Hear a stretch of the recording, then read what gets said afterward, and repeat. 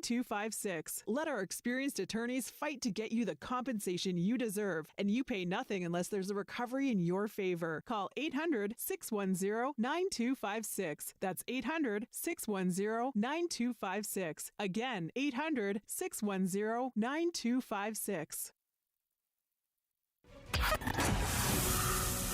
Chiefs fans, this is the Sports Radio 810 WHB postgame show, presented by CBD American Shaman.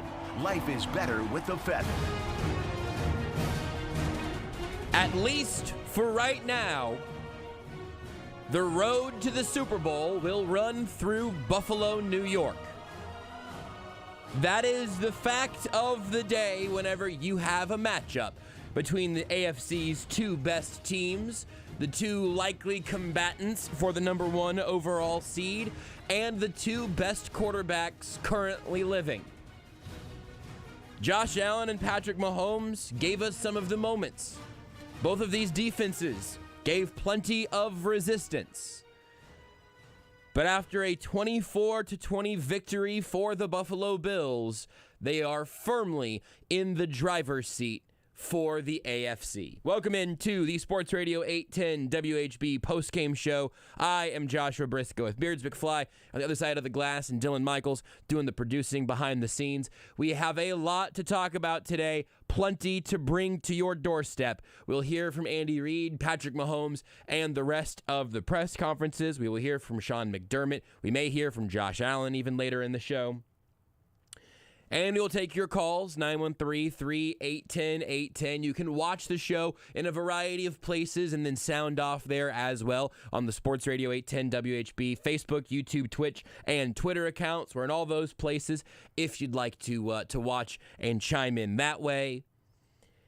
And ultimately, I don't know if this is going to be a very satisfying takeaway, but I try to have somewhere to push you through the rest of your weekend. Somewhere to begin in the postgame show, something that we learned. I think the main things we learned from this game are things that we already knew. Can you learn things you knew already? I'm not sure. But you can certainly have them emphasized. We know that these two teams deserve everything they have gotten in the narrative sense. At least one of these two teams will be in, if not hosting, the AFC Championship game. The randomness of the sport, the way matchups turn out, who's to say if, one of these pesky little teams that can't seem to keep it straight, like the Ravens or the Colts are 3-2-1, believe it or not, the Chargers or whatever, the Dolphins, maybe they get healthy. You could find a spoiler in the AFC, but you cannot find a peer in the AFC. The Bills are the only 5-1 team in the conference. The Chiefs are 4-2. Before I tell you the answer, think for a moment. Who's the other 4-2 team in the AFC? Could I interest you in the New York Jets at 4-2? All of this is not necessarily consequential for the reason the Chiefs lost this game, but to extrapolate, again, this idea of what have we learned today?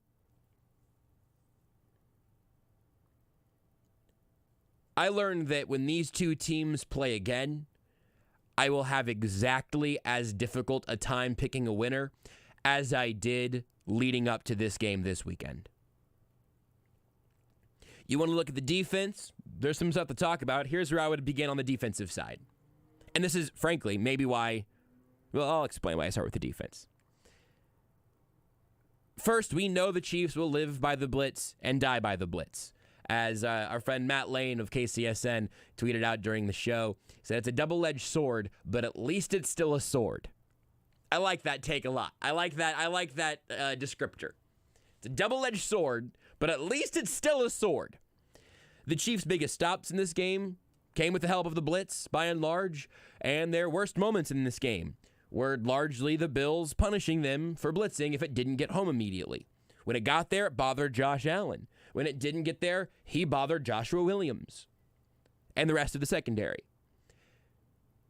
Also, Joshua Williams had a very difficult first half and a much better late game experience. Not great by any means, but he had a couple of plays where the olive branch I would offer there is that he got jumped by Jalen Watson in the preseason, was just forced into action, and he looked like a rookie corner who the Chiefs didn't really want to have out there. But you can't just give him Juan Thornhill every single play to help over the top. Just not how that works. So if you were to ask me about the defense, I would say, look, I, first of all, for years have been desperate for this team to be able to get pressure with just 4 guys. It's why they traded for Frank Clark, but it did not work.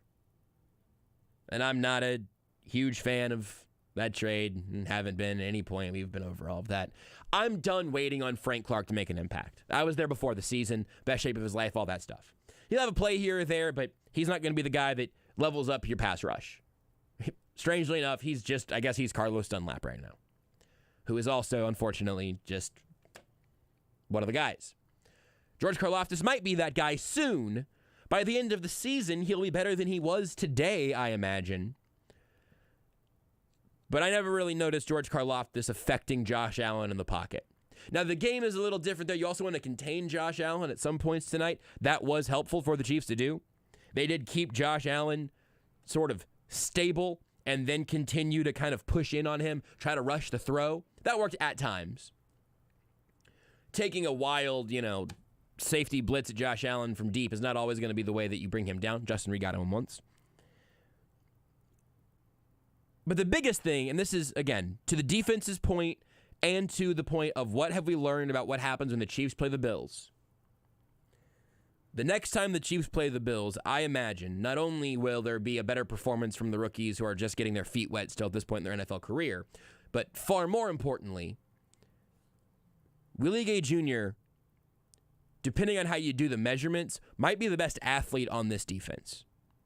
He was not out there today, obviously. In terms of the combination of size and speed, I'm not sure that there is a better athlete on the field for the Chiefs defense than Willie Gay when he's out there. Trent McDuffie was eligible to come off IR this week. Chiefs said that they weren't ready yet. Andy Reid said that he was going to rest him another week. Has not yet been activated off IR. Could be as soon as now. And if Trent McDuffie is back the next time through, presumably he'll be back for the 49ers.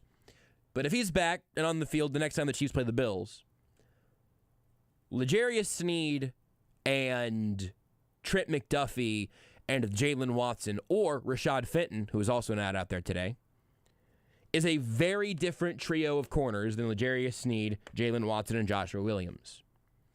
You are replacing your biggest issue at corner with your, hopefully, biggest strength in the Watson to Williams, or Watson to McDuffie transfer there.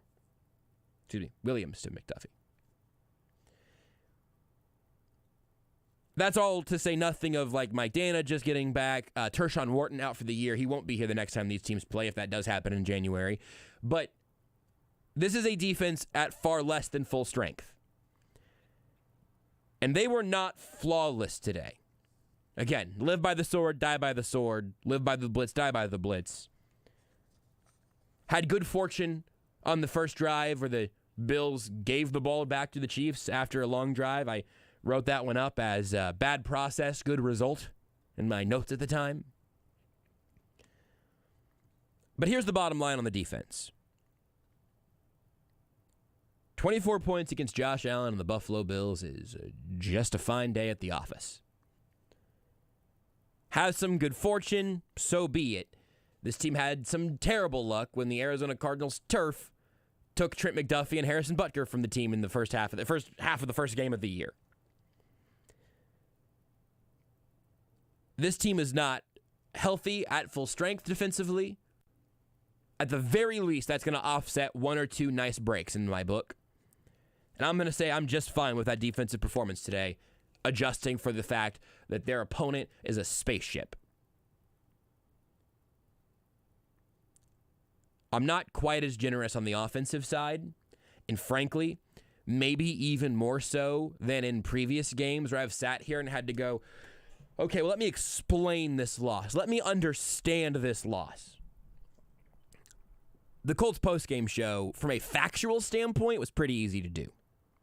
Emotionally speaking, much weeping and gnashing of teeth, you know? Everybody had some things to say about that game, rightfully so. But you know why it happened. Self-inflicted wounds, unforced errors, some real hot garbage football. I don't like sitting here and just saying, well, I hope by the time the Chiefs and Bills play again, I hope that Von Miller is winded. I hope that Andrew Wiley grows 2 more arms. I hope that this team can learn to get pressure with 4. That's back to the defensive side, obviously, but that would be very helpful. They've been trying to get pressure with 4 for a long time, and it's been a minute since that's come to fruition. Regardless, offensively, even the usual places you would start are kind of up in the air. Orlando Brown was fine tonight on Live Watch. We talked about this. I mentioned this in, a little snippet of serious football talk that we pried out of the zone on Friday. And I try to talk about the one thing that I at least think most people have kind of maybe missed the boat on the Orlando Brown Jr. conversation. If you're a left tackle who can run your pass rusher in a semicircle and run him behind your quarterback, that's a win. At the very least, it's not a loss. Neutral at worst. Because Patrick Mahomes is very good at then finding those gaps in the offensive line, stepping up into those places where it is clean, and then working from there. Mahomes was expert in the pocket through the second half. Obviously, that last play, he'd like back. We don't like it back. But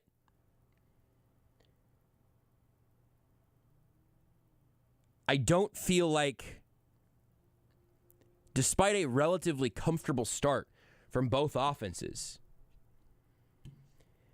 in the second half of the game, to say nothing of Harrison Butker returning, hitting a new record-setting kick, and then missing a chip shot, those 3 points would have probably made things a little less urgent, a little less grip it and rip it on that last drive from Mahomes. Butker's miss notwithstanding. You have the drive to tie it up at 17-17 where Mahomes was immaculate. Teleports the ball to McCole Hardman. They get the ball back.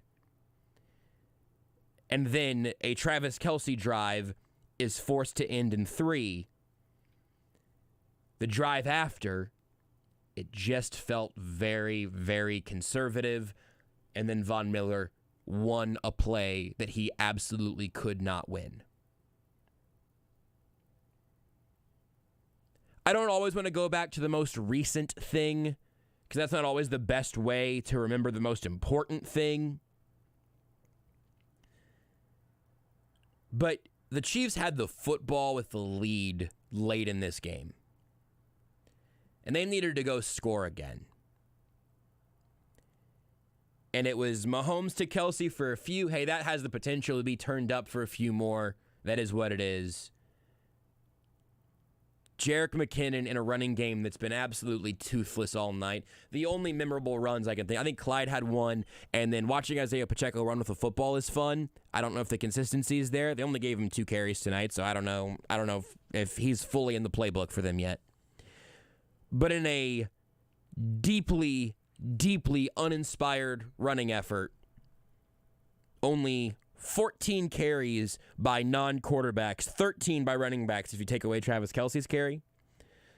I thought they'd go heavier in this game. I thought they'd try to get the Bills a little more uncomfortable. I'll go back and grab some of the things that I thought coming into this game would be good matchups for the Chiefs. We can talk about that over the rest of the show a little bit.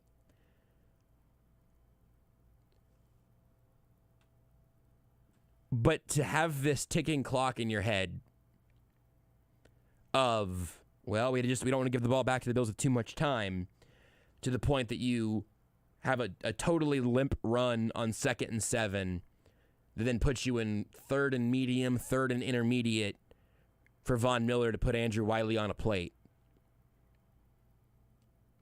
It's a tough spot to be in for an offense that needed to offer a little more to try to pay off what the defense was able to do in this game. My expectations for the Chiefs are adjusted to the Chiefs. Bills' defense is for real. But 20 points wasn't going to get it done.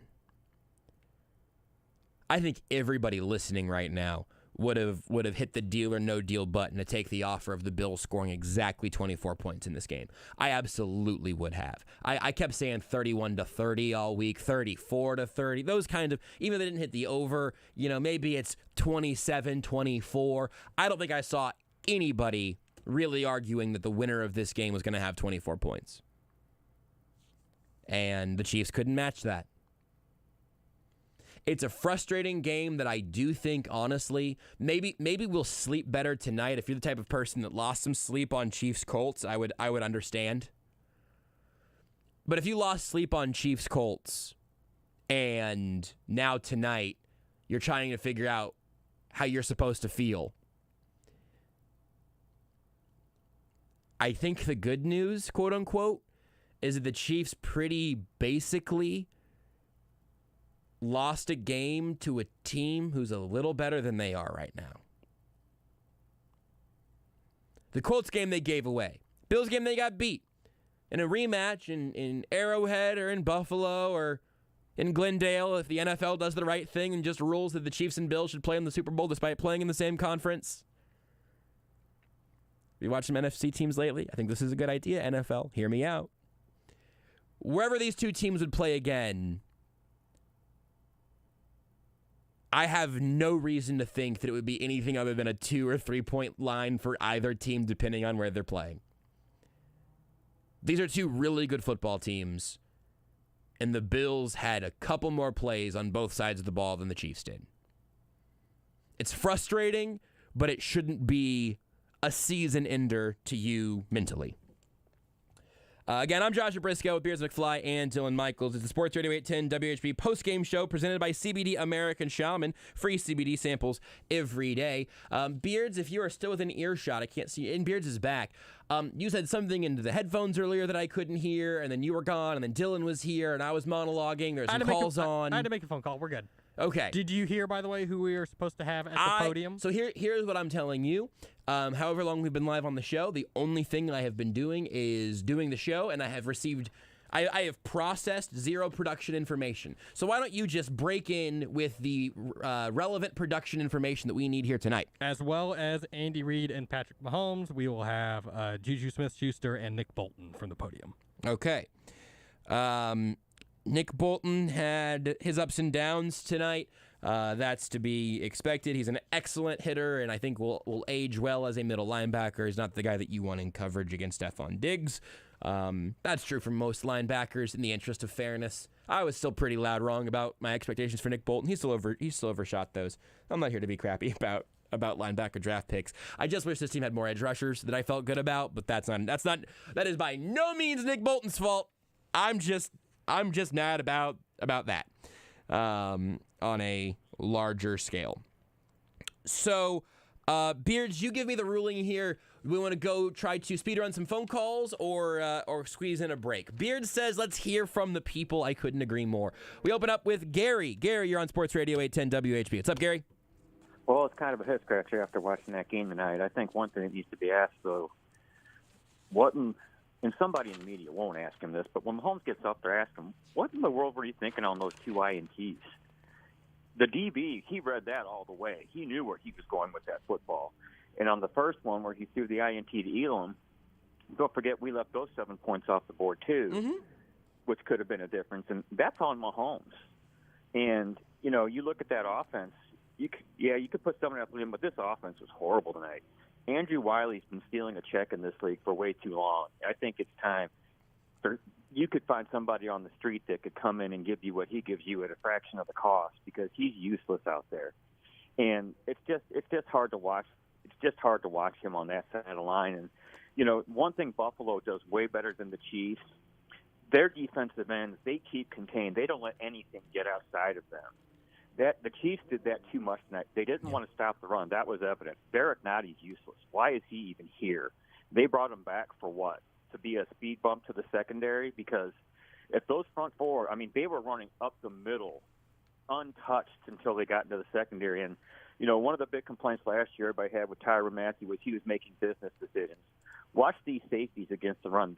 Justin Reid, there was an obvious one tonight where he made a business decision where I think it was either Singletary or Cook got through, and Thornhill came up, stuck his arms out, and Reid, he just stepped to the side like he didn't want any part of that. And, you're a guy getting all that money, then you get beat for the touchdown on that same drive. You really got to wonder about these safeties. You got one that's thinking he's going to get paid, one that just got a contract.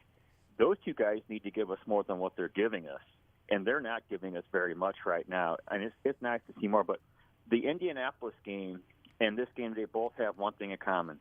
They both ended on Mahomes interceptions. Gary, it's been a lot of weeks in a row of me agreeing with a lot of your points. I feel like we're due for an off week, and I'll try to give you my honest reception. I appreciate it, Gary. Gary hung up before I did. I don't like leaving Gary on a bad note. Here's a couple things. First of all, they'll ask Mahomes about the picks. He'll talk about them. I'd be shocked if he doesn't. I am not going to be the guy that sits here on that first Mahomes. Here's the thing. I'm going to sound like I'm making excuses for Mahomes. You're just going to have to hear me out. That first Mahomes pick, it was a jump ball sandwich between two defenders. I understand that it's not an ideal spot. That ball was up there, and he's in Game 6 with Marquez Valdez. I always get his name wrong. Marquez Valdez-Scantling. Apologies to Marquez. I'm trying. I'm just, bad at speaking. Unfortunate for my profession. He's trying to get the ball to MVS whenever we've spent a lot of this offseason talking about how Mahomes can play with big body receivers. That's a throw that I don't hate being made there. Kair Elam made an incredible play on the ball. I'm sure he'd love to have it back, but I just think if you're going to lose your mind over that attempt in the red zone, coming back and biting Mahomes after every other thing we have seen from Patrick Mahomes over the years, I just think you're going to be miserable watching Patrick Mahomes play football. That late pick also, here's the thing, it just doesn't matter when he throws it. If that's a pick in his own territory, if that's down by the goal line, the effect is exactly the same. He shouldn't have thrown that ball. He will say as much. It doesn't hurt my feelings any because it's not like he threw that pick down 2 or down 3 in the red zone where a field goal would have also accomplished the goal for them. They were down by 4 points. He was pushing. He pushed too hard. That one's not a good throw, not a good play. And earlier in the game, obviously, tremendous consequences of losing that possession. But if Patrick Mahomes starts playing like Kirk Cousins, I'm going to stop watching football professionally. I'm going to leave that out of my life. I am going to just start watching competitive table tennis if Patrick Mahomes stops playing football like Patrick Mahomes. Part of what makes him amazing is that very rarely results in mistakes or turnovers, whatever. This defense is pretty freaking good. I mean, it's one of the best defenses in football where that team also has one of the best quarterbacks in football. You got to push a little. I'm not hurting over that one. I also just think that, look, man, Andrew Wiley got whooped tonight. Andrew Wiley versus Von Miller is a losing matchup for the Chiefs. 99 times out of 100, you got me. First of all, it's not also like they paid Andrew Wiley a whole bunch of money. He's not some super highly paid tackle that gets a replacement at the fraction of the cost. That's just not true. And also, I would challenge you to please go watch an offensive tackle who has been signed right off the street recently. I'm guessing that your bloodlust for that's going to be a little bit lessened. While also saying Andrew Wiley had a terrible night tonight. No cutting around that. I just don't think upgrading on it is as easy as you'd like it to be. I think the criticism for the safeties is largely unwarranted, to be honest. That I'm not sure I'm willing to follow much anywhere. Justin Reid ended a drive with a hit. I don't need him breaking his collarbone trying to meet a running back at the most speed possible. I'll take what action we can get from the safeties. Thornhill had a penalty where he was in the right position, just got there too soon. I'm not saying these are good games by these guys. I am very far, though, from saying, yeah, these are a whole bunch of bums and they need to replace them with dudes off the street.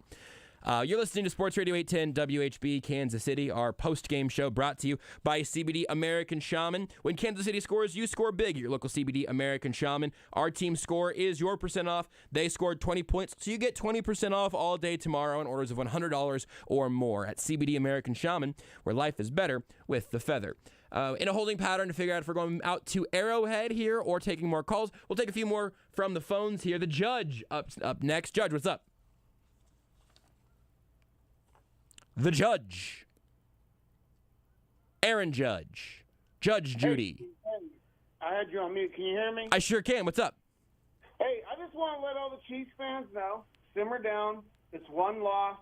The AFC Championship game is probably going to be in Buffalo this year. Let's deal with it. We got a beat-up defense. It's okay. I'm going to keep this short. We had to get points on that first turnover. When we had that turnover in that first drive, when Buffalo took over, we had to get points on that. We should have at least got 3. We didn't make the play, but I just wanted to let Chiefs fans know, take a deep breath. It's going to be okay. We left some plays out there. We'll get it fixed, and we're going to take a deep playoff run, and I'll listen off there. Well, I'll tell you what, Judge, here's what I'm going to give you. I don't have a gavel, but it's the closest. It's a gum container.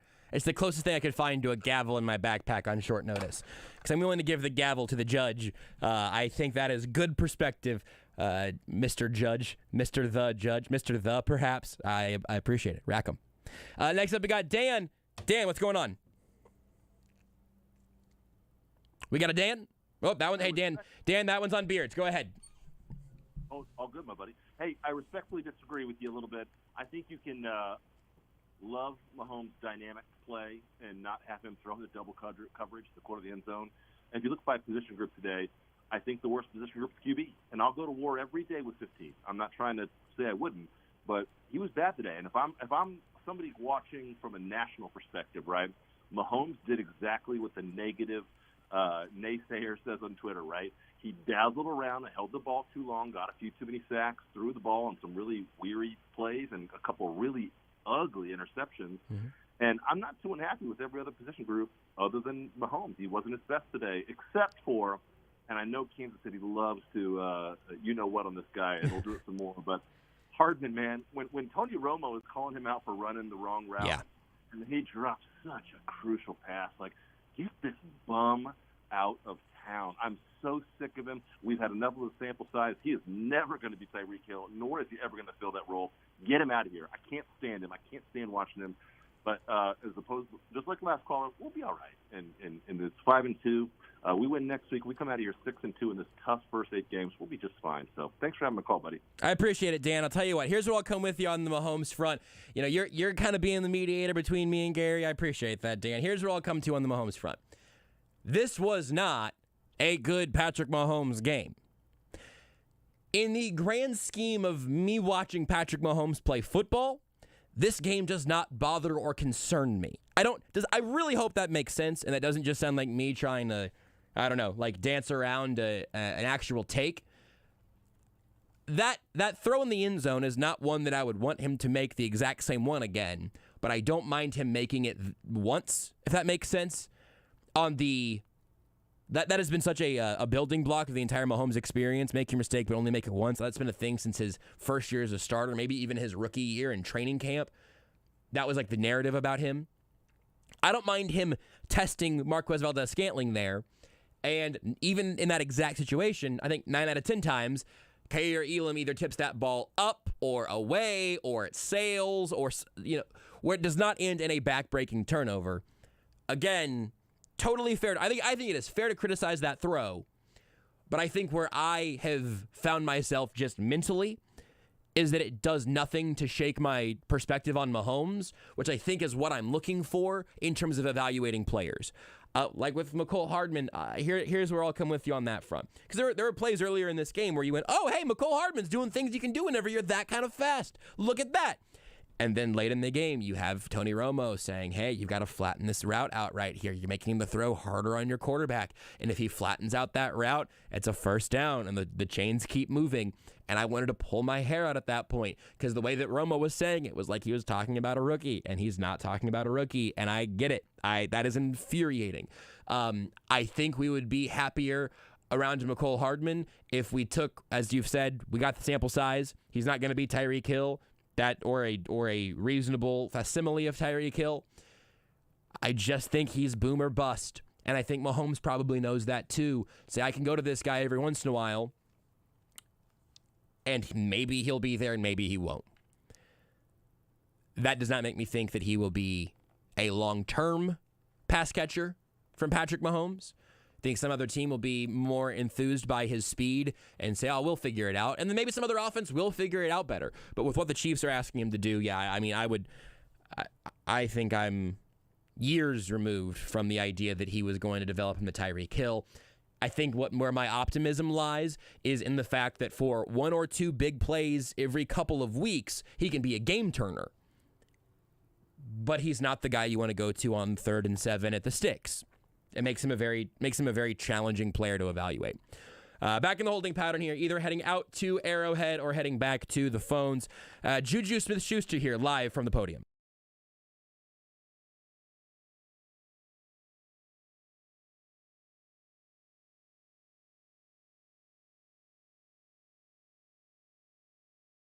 You had that 42-yard touchdown at the game, kind of spun around. Can you just talk about that play and just how it kind of how it played out? Yeah, so with that play, obviously I had an under route, so they were clearing it out, and then I knew that the middle linebacker was going to get out, so I knew I had the middle field to work. And obviously, I've been here, for quite some time now. Working with Pat, I know play never ends. Basically, running across the field, Pat sees me wide open, throws me the ball, and me just being a physical player I am, just spun out of it and took it to the house. Did it feel like a playoff game today, playoff atmosphere between these two teams? Playing here, I feel like it's a playoff atmosphere every game, with the fan base and how crazy it is. But yeah, you're talking about a great opponent like the Bills. I played them when I was in Pittsburgh, and playing here, it's the rivalry. It's a crazy atmosphere. And I hope to see him again soon. Andy and Patrick both complimented your growth in the offense through 6 weeks. How do you feel that has been going for you? Honestly, I feel like I've been building that chemistry with him. I've seen that him and Trav and how they work, and every single day.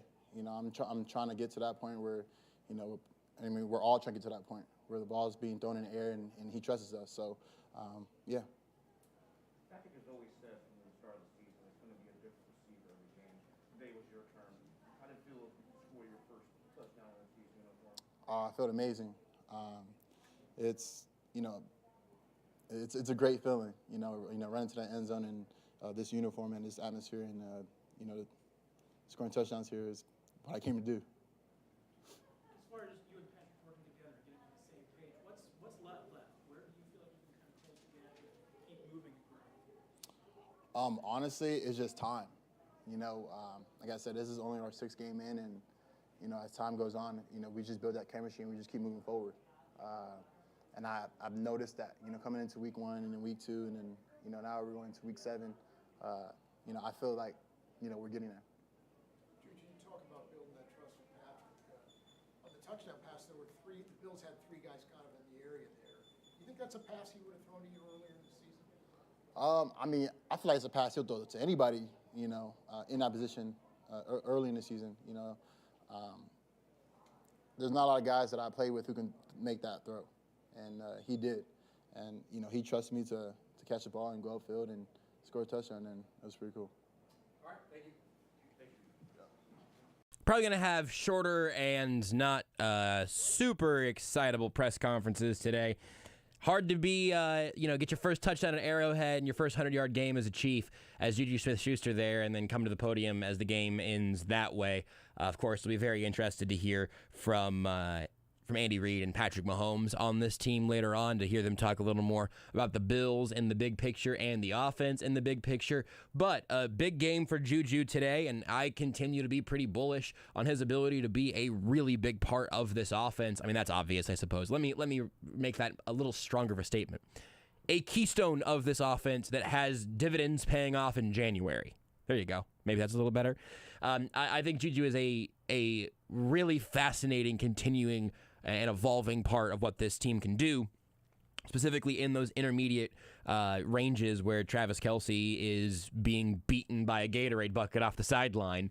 Having JuJu to go to is a really big deal. I think he's going to continue to put up those sort of quiet 100-yard games, if you will. Now, obviously, in this case, that was bolstered by the 42-yard touchdown, but I'm excited about JuJu's role in this team. I saw this tweet from Curtis Siebold and went and checked a couple places on my own. The Chiefs are currently 2.5-point favorites at San Francisco next week. That defense is good. That offense isn't. That seems crazy to me. 2.5 seems crazy low, to be clear. I wouldn't have blinked if that game was 6 or 6.5 points. They were just distracted by Garoppolo's handsomeness. I mean, it's hard not to be. Because it wasn't his quarterback play. No, it certainly hasn't been that for quite a long time. The Niners lost to the Falcons today, guys. Hurry. It's because the Falcons had those red helmets. Honestly. They're good. That uniform matchup was excellent. Those throwbacks, incredible. Look good, feel good, play good, get paid good. Maybe the Chiefs, you know what the Chiefs need? Chiefs need red helmets. You know what the Bills need? The Bills need red helmets. Think about how good those red helmet Bills were. Those are all jokes, obviously. Next up, we will get to hear from the defensive side of the field as Chiefs linebacker Nick Bolton takes the podium live from Arrowhead. Magnitude is probably the closest thing you're going to get to a playoff atmosphere in the regular season. So I'm really proud of the young guys stepping up. When the number was called, going out there and executing the game plan, playing fast and playing confident, getting us a chance at the end to win the football game. And that's kind of what it's all about. You guys knew this coming in, but why was today, a reminder of why Josh Allen is just so tough to defend? Oh yeah, he run the ball on the ground. I was put it in the air. Again, I kind of mentioned it earlier. It's like a DN playing quarterback out in open space, and so it's kind of a hard guy to tackle. The way they use him, give him in different ways, kind of get the numbers with the quarterback run game. And so it's kind of harder for us to kind of scheme for that type of stuff. But, again, give them credit. They came out with a great game plan, executed, and they make plays down the stretch. We got to get better, but I'm proud of where we're at. Nick, you mentioned the young guys. Tough task today for Joshua Williams and Kalen Watson against Diggs and Gabe Davis. What are you doing as the green dot and as the leader of that defense to keep them pumped up and so they don't get down when those two are making big plays? I just tell them, just go out there and play like you did in training camp. Again, those guys on top of the ball, I give them all the respect, but we also got those type of caliber players on our offense as well. We do that day in and day out in training camp, and we push each other every single day to get better. And so, again, I tell them to play within themselves and play confident, just play with the little swagger that they got, and they've slowly been growing, getting better every single day with. And so, I know that those guys are going to come in, and they're going to do what they're supposed to do. It's just a stepping stone for us, and we're going to keep building to get a little bit better. Nick, both the games you lost this year, you guys allowed a touchdown right late in the game to let the other team go ahead. Is there something you can put your finger on, maybe in those two games, what you did up to that point, and then what you did on the winning drive? We just got to make plays down the stretch. I feel like Coach Bass put us in great positions. We just got to make plays, got to tackle. We got to get them off the field. We had them on 3rd and short, and I got a QB sneak, I believe, for a first down. And that kind of just kept the drive going. We just got to find a way to get stops down the stretch. And Nick, in a game like this, as you mentioned, a lot of young guys in a playoff atmosphere almost. How much chemistry in a game like this is built with the young guys now that they have to step up in a big game against a good team like the Bills? Oh, yeah. Us as vets, it's my second year, but us as vets, we kind of already believe in those guys. It's like this game gave them more confidence. That's kind of what it's about. I believe, it's game 6? Yeah, 6. So we got a long way to go. So just them building confidence and them keep going and keep believing in themselves is going to be huge for us down the stretch. It's a lot of days between now and middle of January. A lot of guys in that locker room said that they are looking forward to maybe seeing the Bills again. Just how much might that be motivating, not only for next week, but for the remainder of the season, maybe a possibility of getting them another time? Yeah, we're firm believer probably going to see those guys again. But for us, for me personally, that's about next week. We got to come out next week, different offense, different philosophy. We got to stop the run, and it's kind of what I'm looking forward to next week. I'm not looking too far ahead. I'm just going to take this week by week. How much more complicated is your job against a guy like Josh Allen, who is such a threat with his legs as well? I mean, it's kind of the same as we go game plan every single week. Again, I give that guy a bunch of respect.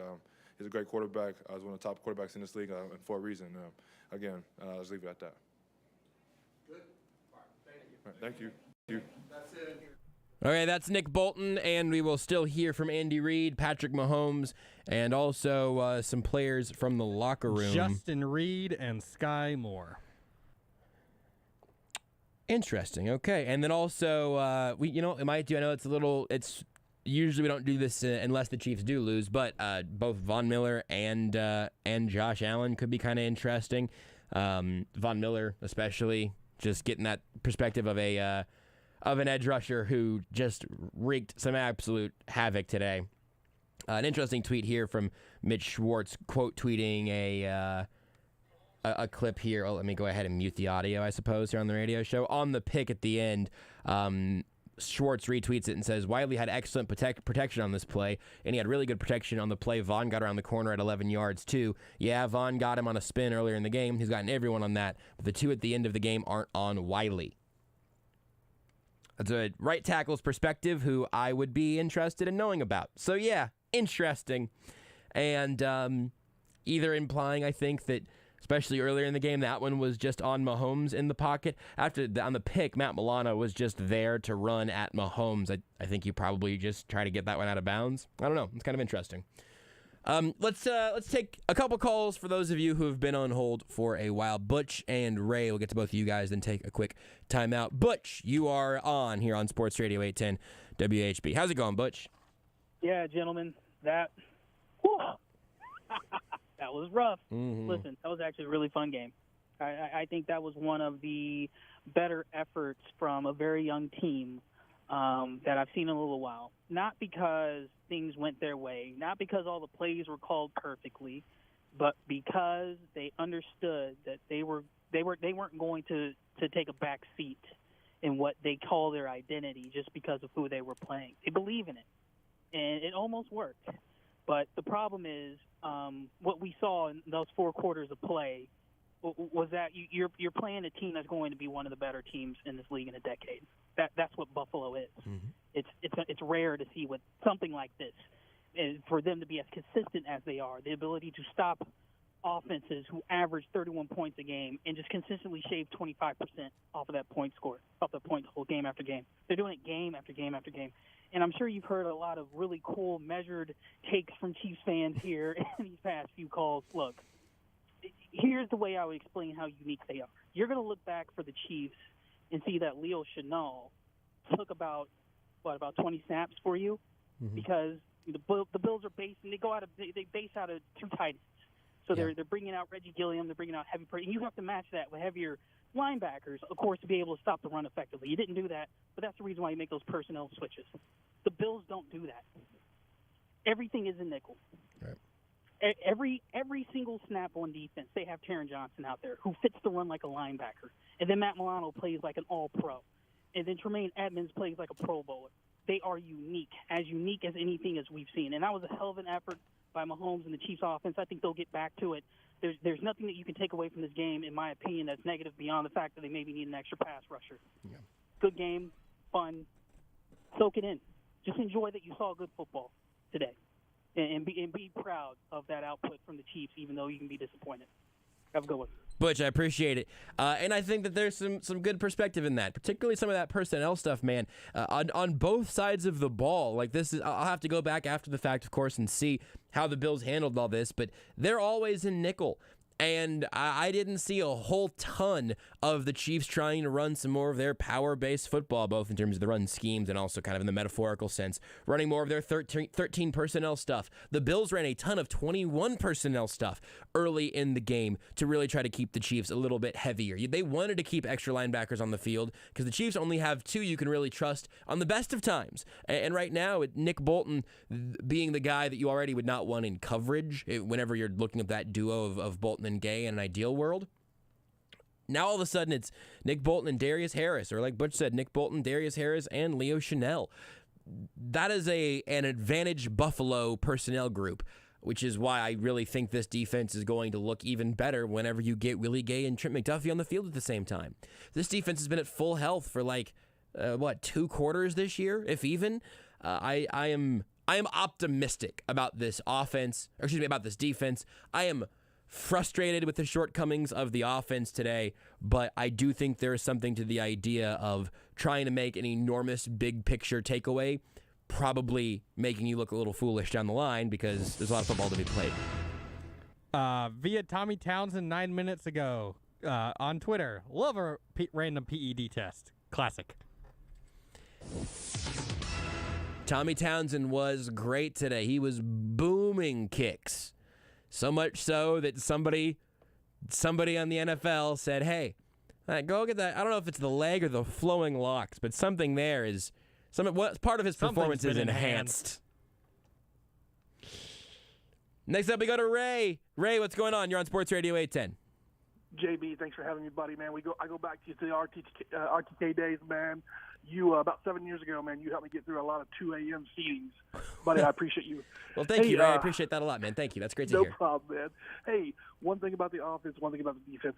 Real quick on the offense, I'm not sure if there's any internet service out there that One Arrow Drive. I'm not sure if anybody made Brett aware available that Von Miller signed for like $160 million in Buffalo just to beat his Kansas City Chiefs. I'm not sure. The rest of the division also added a bunch of really good defensive and pass rushers. Yeah. And so I was really shocked when I looked at the roster at the beginning of the season and saw that Andrew Wiley was an active member of this roster. I know Seren was making excuses for him. He makes $5.50 an hour to play tackle for the Chiefs. I get that, but he's just not any good at football. I'd like to see Skinny Schwartz out there. Can we get Skinny Schwartz back in uniform and get him out there pass blocking? On the defense, I've come to take some medicine from you, JB, because I'm a man. I can take it.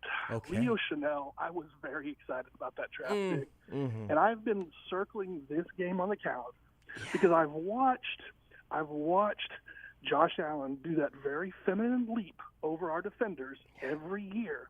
And I've always watched the guy that everyone blamed for the defense mistakes that plays linebacker, the short little white guy. I forget his name all of a sudden. For Ben Demon? There you go. Yeah. It's not his fault. Yeah. But I'm like, this is going to be where Death Row comes in and lays a smackdown on that effeminate leap when Allen goes. And my guy played terrible tonight. Oh, my gosh, baby. So I've come to take my medicine as a Leo Chanel supporter.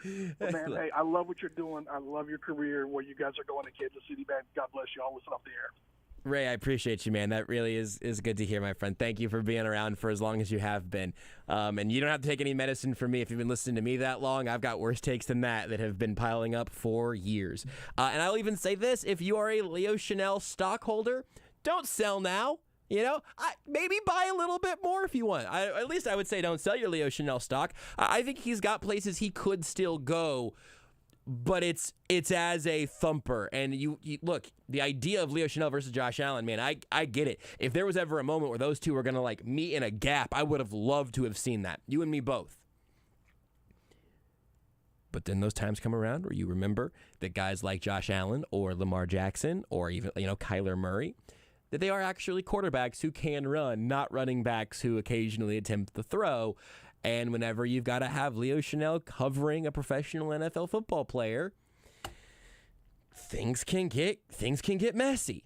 So that becomes the issue with Chanel and to a lesser extent Nick Bolton, and it's just another reason this team really misses Willie Gay.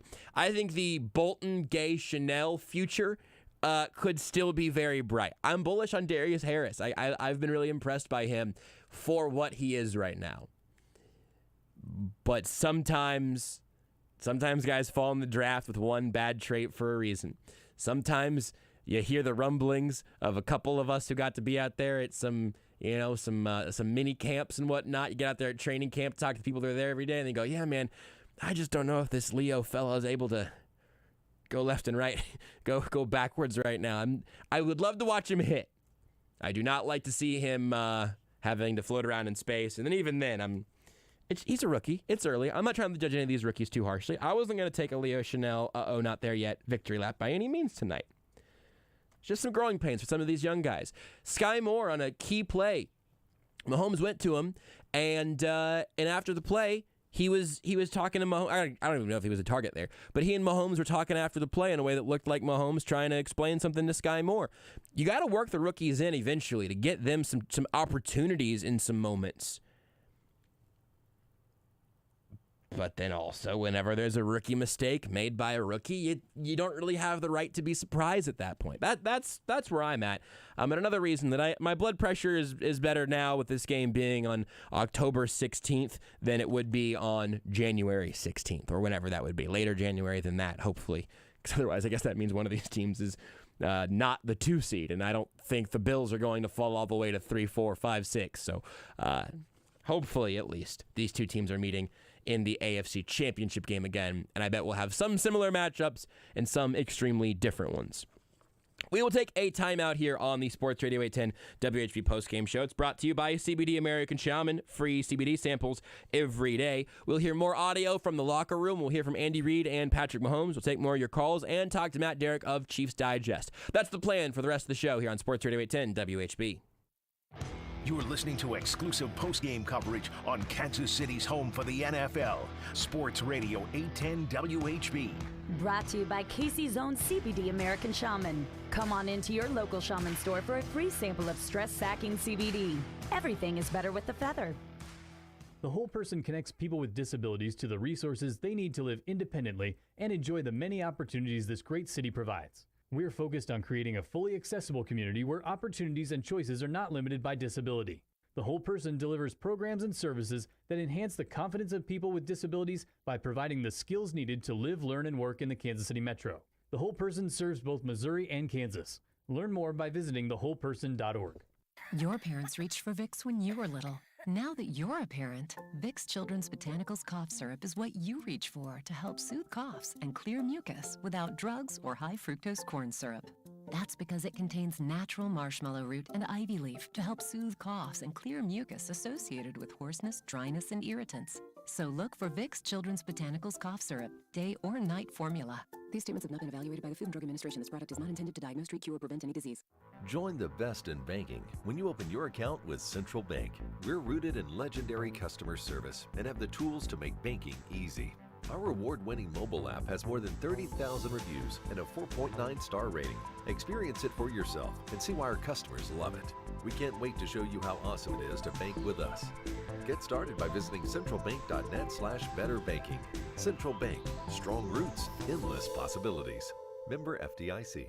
It's time to take the whole family straight to Andy's Frozen Custard. They have this incredible new s'mores jackhammer. Amazing fresh vanilla frozen custard blended with chocolatey melted hot fudge and the crunchiest, crumbliest graham crackers. Andy's Frozen Custard, the world's finest. It's the best way to top your day with a smile. Whether you're on the way to or from the game or listening from the road, it's important to remember driving impaired can change everything in an instant. It's time to show me Zero Driving Missouri to safer roads. Brought to you by the Missouri Coalition for Roadway Safety and SaveMoLives.com.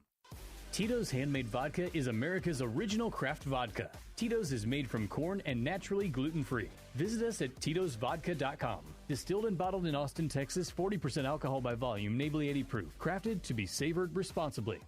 Buck O'Neill dedicated his life to teaching us about the heroes of the Negro Leagues and demonstrating that you could get further in life with love than you could with hate. Now is our opportunity to say thank you to this legendary man. Join the Negro Leagues Baseball Museum as we celebrate Buck's long overdue induction into the National Baseball Hall of Fame by supporting our Thanks a Million Buck campaign. It's an effort to raise at least $1 million by fans donating a buck or more in support of the NLBM. Remember, every buck counts. To donate, visit ThanksAMillionBuck.com. Hey, it's Grunny here for my friends at CBD American Shaman. Do you struggle with pain, sleep, anxiety, or lack of energy? Well, who doesn't? Visit your local CBD American Shaman and let them educate you on the benefits of the highest quality hemp oil available. And when the Kansas City football team scores big, you score big too.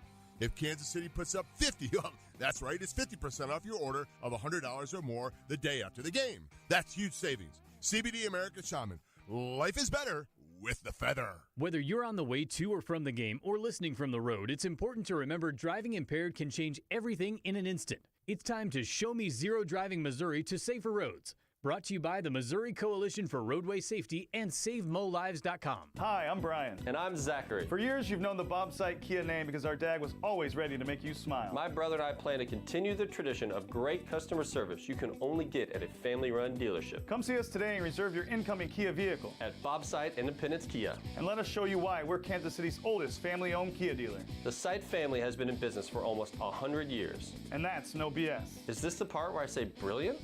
Bobsite Independence Kia, no BS.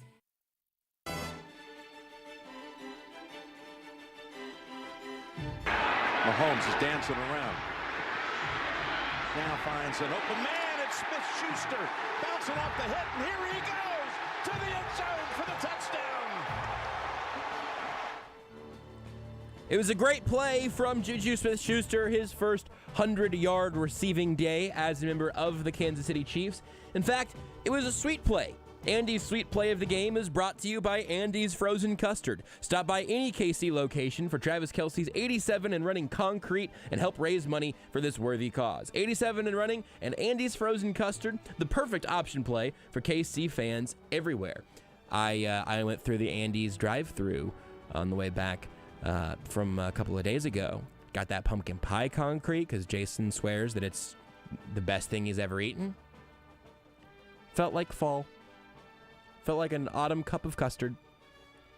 Should really turn my mood around now because currently I have a big cup of Bills 24, Chiefs 20. And I should have just gone to Andy's. You can, though. That's the good side of all of this. You can still make your way out there. I will be here, though, with Beards McFly and Dylan Michaels back behind the scenes, bringing you everything from this game that we have to say, to hear, to learn, to break down. And we'll continue doing it on the phones right now with Travis. Travis, you're on Sports Radio 810 WHB. What's on your mind? What's up, JB? How you doing tonight? I'm still doing all right. How are you? I'm good, man. So I got a couple things. One, we were actually at the game. I'm not a fan of the play calls. I don't know why they were so wide open in the flats on every first down. We continue to not be able to cover running backs out of the backfield, and I just don't understand why Spags can or won't make that adjustment. The other thing is we really need to fix this defensive line. I mean, you're not going to beat Josh Allen if you can't get pressure on him. And with a banged-up defense and a young defense and a banged-up secondary, if you're not going to get home with the front four or at least pressure Sacknet or Park or, Hurry Village or something, like it is not – it is they on the quarterback. And then the other thing that I'm done with Clyde Edwards-Helaire. I don't know why they continue to run him out there. They do weird stuff too, Josh. They do stuff like run sweeps with him. Why are you sweeping with Clyde Edwards-Helaire? He's the slowest running back you have. Run him in the middle, and then when he does run up the middle, the hole's to the left, and he'll run to the right, or just Larry Johnson smash his way into the line. Like, I don't understand it. They have some things to figure out. I'm not really mad about the loss. I didn't expect them to win this game. But this is weird. I felt like being in person and watching the game, I feel like they gave the game away. Yeah. I feel like they absolutely should have won this game, and they just handed it to them. In the stadium, I'm going to tell you, in the stadium, the Travis Kelce pass interference looked really ticky-tack. It looked ticky-tack on TV also. Yeah. And then one more thing. Could you please explain to me why in the first quarter on the opening drive, I believe it was the opening drive, we scored a touchdown and there was offsides and they called the play dead instead of letting us have the free play? What was it? I do think, and Travis, I'm sorry, I'm going to hang up on you here because we've had your phone kind of burp in and out a little bit, but I got like 99% of it. Appreciate the call, man. On the non-free playback on that first drive, the call was unabated to the quarterback on Von Miller, which is I think it was neutral zone infraction, unabated to the quarterback. I believe was the entire call from the ref off the top of my head right now. And whenever that's the call, the thought is they blow that play dead because otherwise the edge rusher would have a free shot to take a free hit on a quarterback who's probably not ready for it. So that is like an older school kind of player safety sort of thing of, hey, it's a free play if, they come across the line, but then their momentum's going backwards again where it would benefit the offense. In the instance of a play like that, they blow it dead if they think that a defensive player is about to decapitate a quarterback and they want to blow it dead before that happens. So that's sort of the explanation on how that happens. One thing on all of the spacing issues and saying, the Spags defense, this and here and there, I end up boiling it down to a spacing issue. I could have built that backwards there, but stick with me. If you are an offense, the thing you're looking for is grass. You're not looking for your defenders, typically speaking, right? You're looking for where they aren't and how to get there and how to try to create that space between you and them and to figure out how you can pull that out of thin air if you're able to create spacing for your offense to function with as little interference as possible. And I don't think that the Chiefs at this moment have a schematic spacing issue. I just think that Darius Harris and Leo Chenal are not Willie Gay, and that Josh Williams is not Trent McDuffie. And frankly, that I don't know how many snaps he played, but Deion Bush is not Brian Cook. Brian Cook would have been a nice dude to have for a game like this.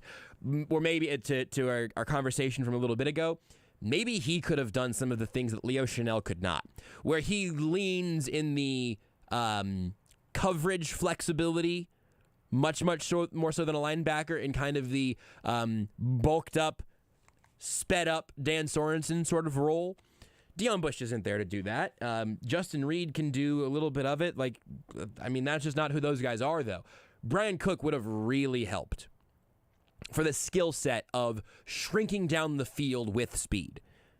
Willie Gay does that as much as anybody in the middle of the field. Even McDuffie, even in terms of covering running backs. Obviously, if he's running downfield, he's downfield. But having corners that know how the offense is working, knowing where they need to be defensively, and having the speed to get there to clean up those messes, now all of a sudden you're running back out of the flats a 4-yard gain instead of a 12-yard gain. And that stuff matters. So my only real regret here is that I really wish I could have watched this exact same game with dudes at full capacity. Now, the Bills have not had and will not have their full capacity defense for the rest of the year. I'm not saying the Chiefs got robbed from that by any means whatsoever. Tre'Davious White still not back yet, and he's on the PUP list. And Micah Hyde's not coming back. So none of this is to say the Chiefs got the worst of the injury luck. It would have been nice to see those guys. On the Clyde points, I have no notes. You nailed it. Thank you very much for making so many good points. Why is your slowest running back running sweeps? And whenever he's running interior, I would just give it to Pacheco, because either he's going to know where to go or he's going to get there harder than Clyde will. On the cornerback situation. Sure. Are we sure that a rookie that hasn't played in the NFL yet is the answer?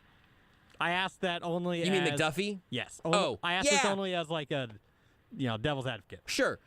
I don't know that he's going to be prime Nnamdi Asomugha, prime Darrelle Revis, but I can promise you that he's an upgrade over Josh Williams, frankly Jalen Watson, Rashad Fenton, etc., based off of just the fact that it's easier to judge, and it's not easy, but you can see translatable traits from the college level to the pros, in addition to what we saw from him in training camp, what we saw from him very briefly in the preseason, and how it started against Arizona. I don't know what degree of certainty I could give you on that, I suppose. Here's maybe the harder truth of it. If he isn't the answer, there's not one, because they're not going to go find an elite corner anywhere else.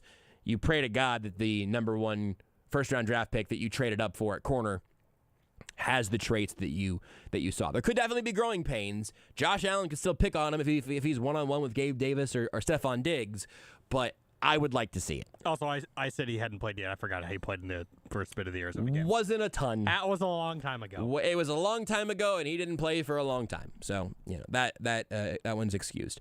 Next up on the phones, here we go to Zach. Zach, you're on Sports Radio 810 WHB. What's up, Zach? Hey, Josh, long time, first time, man. Just wanted to say appreciate the show, appreciate everything you've done for KC. Thank you, man. Appreciate it. Really wanted to say that, we've got a lot of reasonable callers. I've been listening for the last hour, and most people aren't too upset about this game. Mm-hmm. I've been a diehard, man. I've, been through the Gerback and everything and cried my way through that. And this is really the first game where I think I've gotten over this loss, faster than I've ever gotten through any Chiefs loss ever. Yeah. We lost to an amazing team, man. We had 2 of our main starters out, Trent McDuffie and Willie Gay. Joshua Williams, how many touchdowns did he give up? And then, Leo Chenal. He did not do that great of a job tackling Josh Allen. We're going to have 2 playmakers in the playoffs when we definitely see them again. They're going to take over the game and are definitely going to stop them. I wasn't expecting this game to be this close. And the fact that our guys went out there and battled, Mahomes had some mistakes, he continued to battle, I have no issues. We'll see you guys in the playoffs. We'll see the Bills in the playoffs, man. We'll take care of business. Get over this one. Sleep well tonight, Chiefs fans. We're going to get them back. Let's go. Zach, stay on the line for me, my friend. I appreciate the first step into the post-game space being a good one. More on that in just 1 second. But stay on the line there, Zach, till Beers can get your information. I'll tell you more about our friends at Green Grass Cattle Company here in just 1 second. But I agree with you. Not to the point that I think by the time the post-game show was starting, I don't necessarily, think of myself as lacking for things to talk about. But trying to come up with the big macro takeaway from this game was harder than it is, like I said earlier, like the Colts game. Man, I know exactly why the Chiefs lost to the Colts, and I was frustrated about that for the next week following, I guess, because that is one of those losses that is partially inexplicable and partially extremely explicable. You know exactly what happened. You had a rookie muffin opening kick, and then everything from that point forward got worse and worse. Today, I really do think there is something to just saying, that's a really good football team over there, and they got us. All right. Hope we get to see that rematch. Now, look, that doesn't mean that it's coming without consequences. The Chiefs are now behind the 8 ball in the AFC. It doesn't mean that there weren't bad performances. Like Zach mentioned, plenty of guys can wear some of the blame for this. Better performances in a couple of places would be very interesting, and to see how that would change things. But also, they were shorthanded and lost by 4. I don't want to do this every single week and just explain how the result of every game doesn't actually matter, because there's no like fundamental truth behind it, but like just humor me a tiny bit. If Chris Jones gets properly called for tripping on that sack of Josh Allen, the energy is all even worse.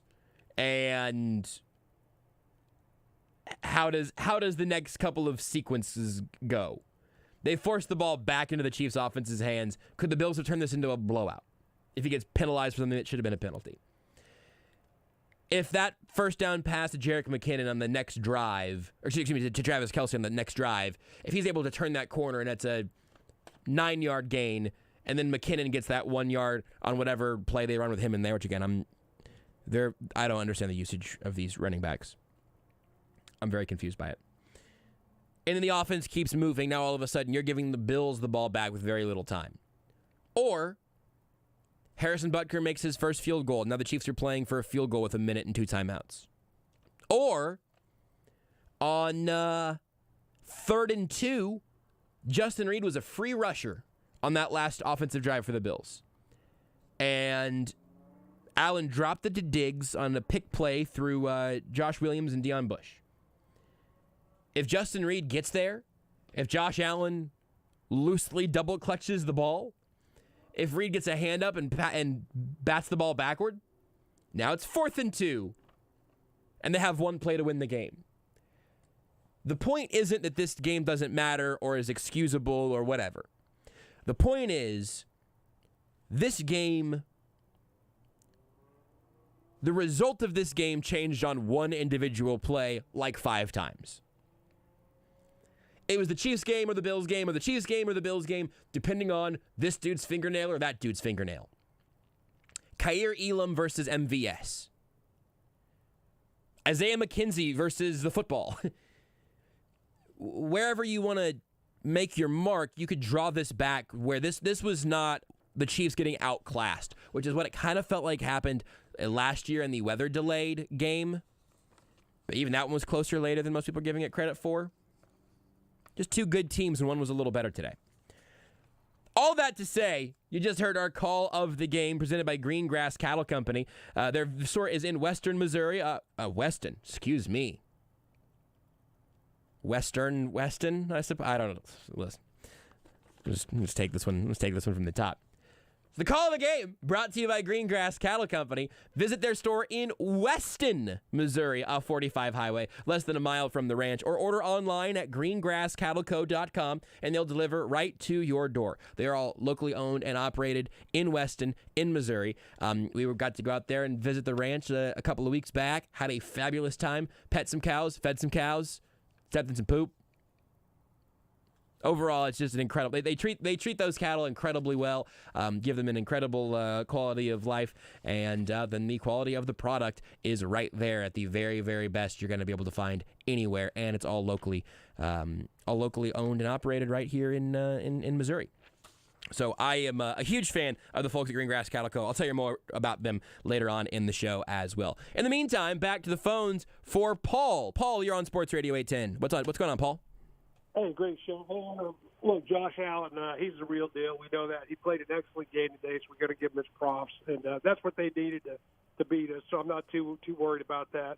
One thing I'm concerned about is we didn't account for Von Miller. I don't understand why we didn't chip him, account for his presence everywhere we go. I'm not sure about that because you know going into the game he's going to be a difference maker on that side of the ball. Second thing, we go to San Francisco next week. We come out of a bye, and I'm kind of a look-forward guy, military guy. I'm looking at the next mission. We have got to make a run here. Looking at our remaining schedule, we can make a serious run. And second, what do you think about this? I think the national media tomorrow, when I watch all the sports radios or the sports shows on national TV, they're going to bury the Chiefs.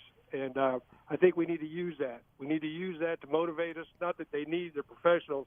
But we're going to get buried tomorrow. They're going to say the Chiefs aren't the real deal. Buffalo, that's going to go through them. And how about Harris Bucker? 62 yards in Kansas City in mid-October. That play there just got me jacked up, and I'm still jacked up about it.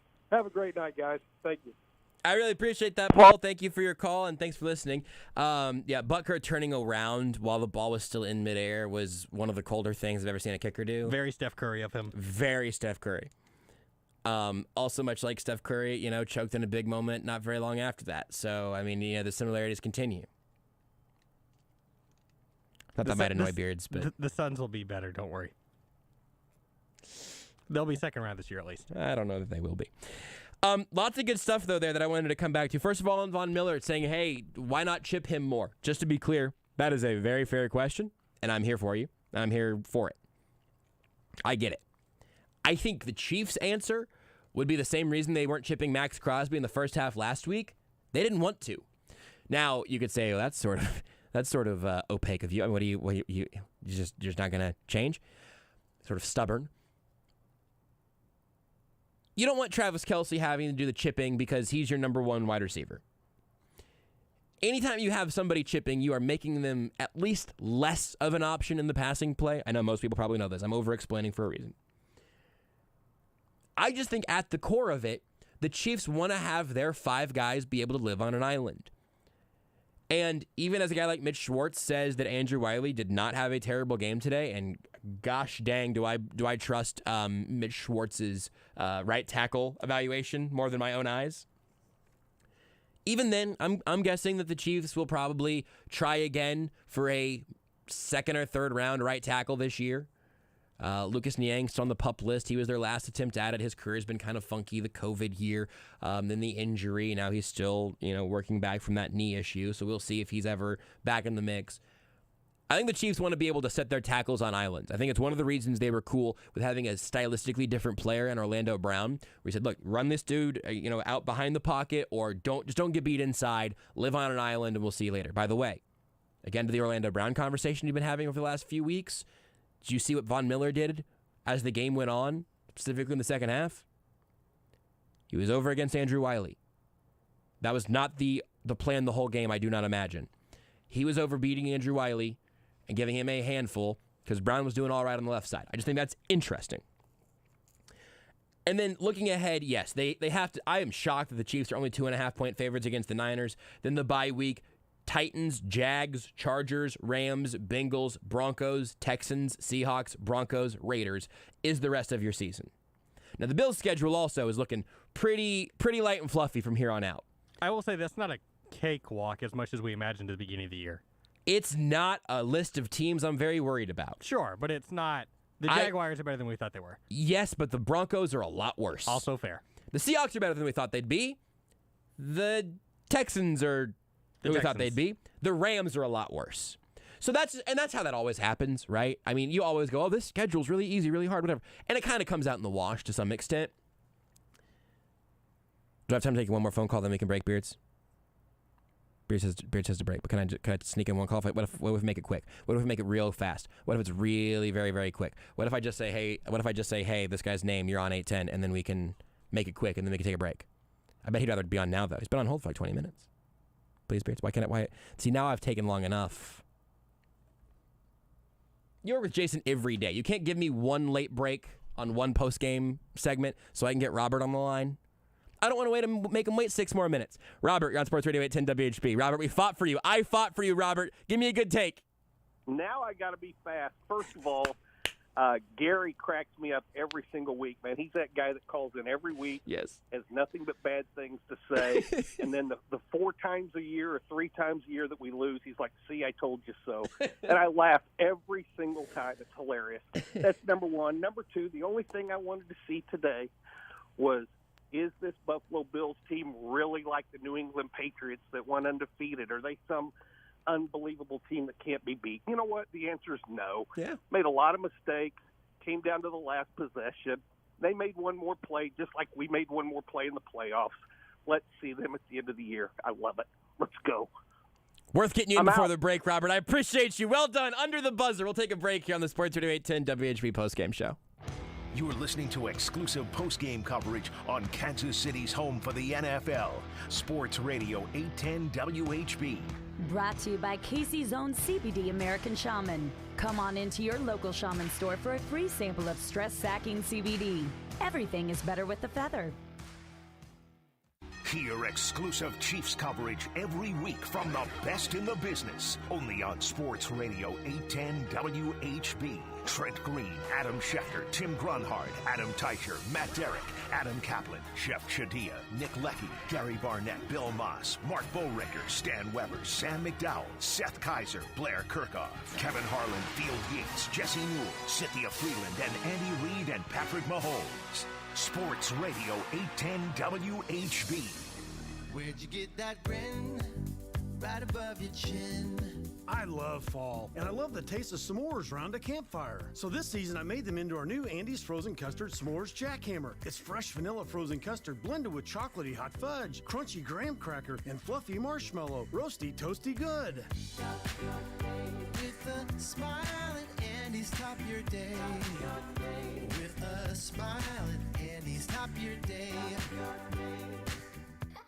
Whether you're on the way to or from the game or listening from the road, it's important to remember driving impaired can change everything in an instant. It's time to show me Zero Driving Missouri to safer roads. Brought to you by the Missouri Coalition for Roadway Safety and SaveMoLives.com.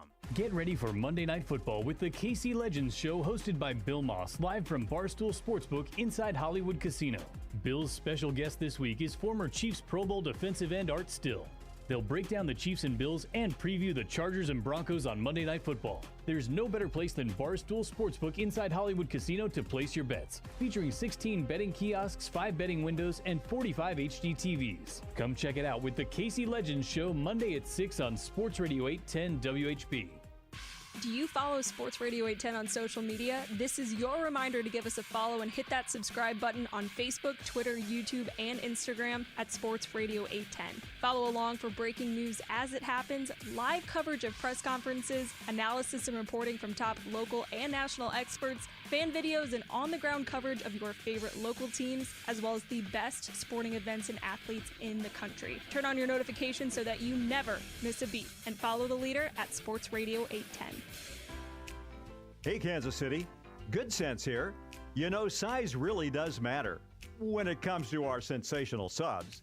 The competition just can't stack up to our giant 16-inch whole sandwiches. Starting with our baked fresh daily pillowy soft bread, loaded with your choice of sliced to order meats and cheeses, and the freshest veggies in town.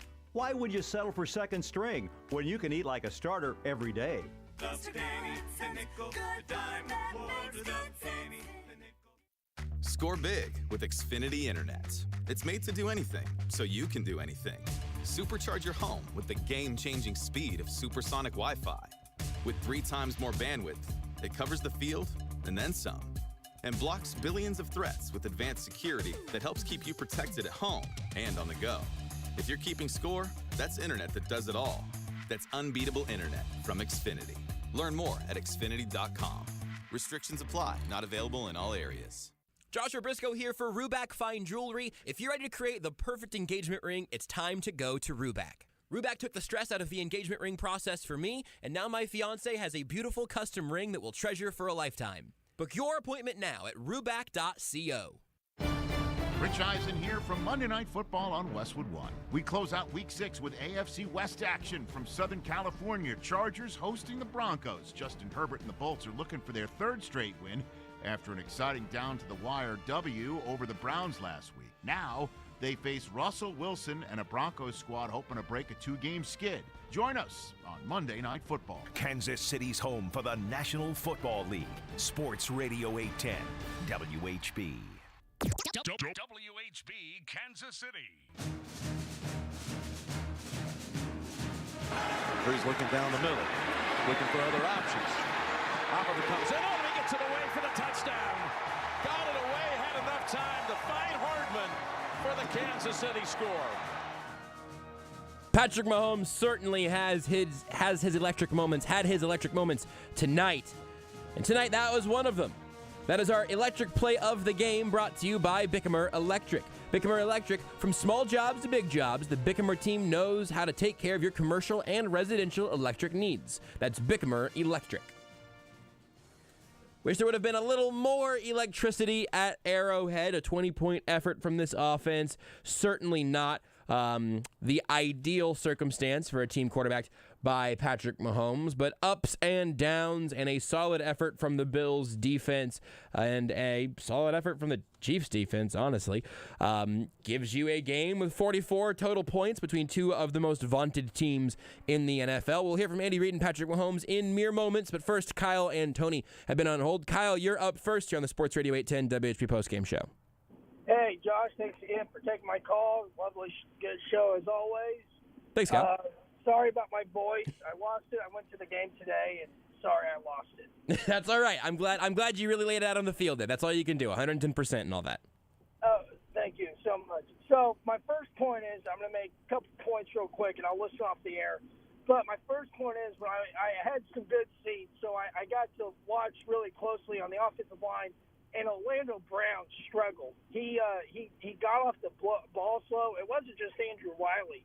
Orlando Brown just looked like he couldn't even get off the ball quick enough, and he missed a few blocks, and Mahomes got pressure because of Orlando Brown's missed blocks. I don't think Orlando Brown is worth the money that he's asking for. If anything, he needs a chocolate chip cookie and sit on the bench and just watch on how other people block. That's my first point. The second point is, the refs missed a lot of calls. And the first half, I don't like griping about refs, but this is the second week now. I watched the refs, and they had more flags in that first half than I've seen in any other game. Yeah. That was embarrassing, absolutely embarrassing. And the refs, again, to me, wanted their TV time. I'm not going to go in politics here, but I feel like this reffing crew, again, this other reffing crew that we had tonight wanted the TV time. And it's absolutely getting ridiculous. There's a flag on almost every other play in that first half. I'll listen off the air, and I'm trying to avoid going home because my stepdad is a Dallas Cowboy fan, and nothing would make my night greater if the Dallas Cowboys would lose. So I don't have to hear another Dallas Cowboy fan, we're going to the Super Bowl, right? So I'll listen off the air, Josh, but thanks for taking my call. Kyle, I appreciate it. Maybe I can give you some good news here, as you could hear later on here tonight on Sports Radio 810 WHB, Kansas City. That was a pick. Oh, I thought it was a pick 6, actually. It's not. It's just a pick for the Eagles in Cowboys territory. They're up 7-0 right now. So at the very least, Hopefully, Kyle, you can at least look forward to maybe misery-loving company in terms of the teams losing there tonight. Is that over on ESPN Kansas City right now, Beards? Sunday Night Football? Okay, it sure is. 1510 AM, 94.5 FM, if you want to check out the NFC East showdown going on there on Sunday Night Football. But Eagles already up 7-0 and knocking on the door here again early in the second quarter. We have a Twitch comment here from Credible Hulk. Sure. On Twitch. He says, chocolate chip cookies do sound good, actually. Yeah. I responded, amazing. And then Caden responded again. I mean, if I'm going to get benched, I'd take a cookie. Definitely, yeah. I would also like a cookie if everybody wanted to just start, bringing chocolate chip cookies to the station on game days or something like that. That was the one problem with our lunch plan today. Yeah. A lot of the times we'll get Good Sense and get their chocolate chip cookies. I didn't do that today. No. I'll take the L on that one. That was my bad. That's okay. Look, to be honest, Tap the chest, my bad. Neither one of us would have had the cookies right now. They would have been gone by now, and but so we still would have be. the memory of the cookies. I know what a Good Sense cookie tastes like. I've had a lot of them. They're delicious. I want one in my mouth now, not one in my mind and my heart now. There's always a cookie in my heart.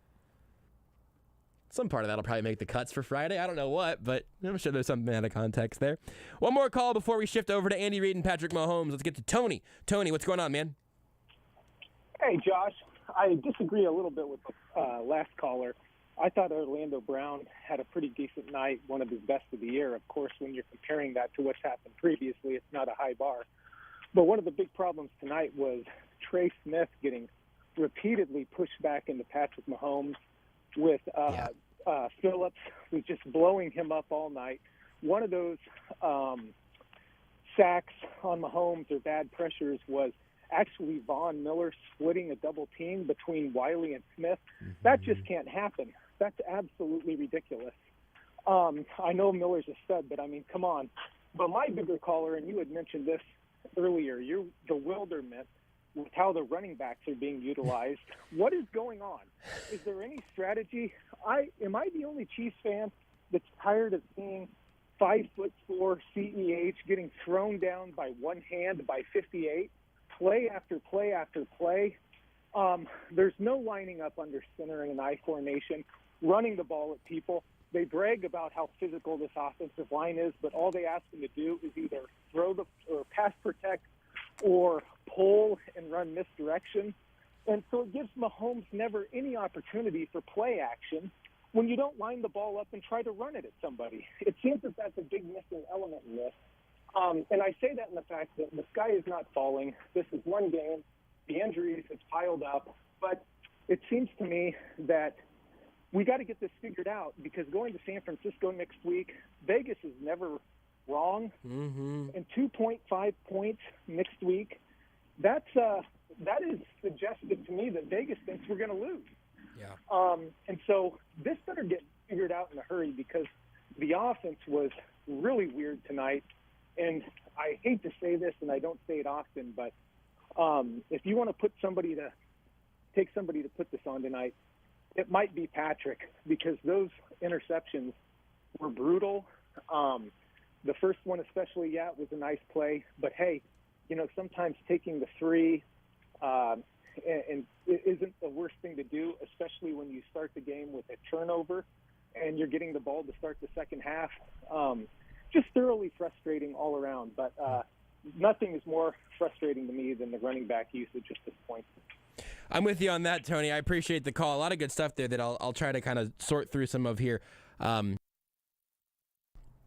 going to come back to running back usage, I promise. I'm glad you mentioned Orlando Brown again, because I kind of wanted to mention what both of the kind of last handful of callers have mentioned on the offensive line. Again, one thing that I'll at least say for sure, Von Miller, I don't know if it was 100% or if it was just that I didn't see him on the other side.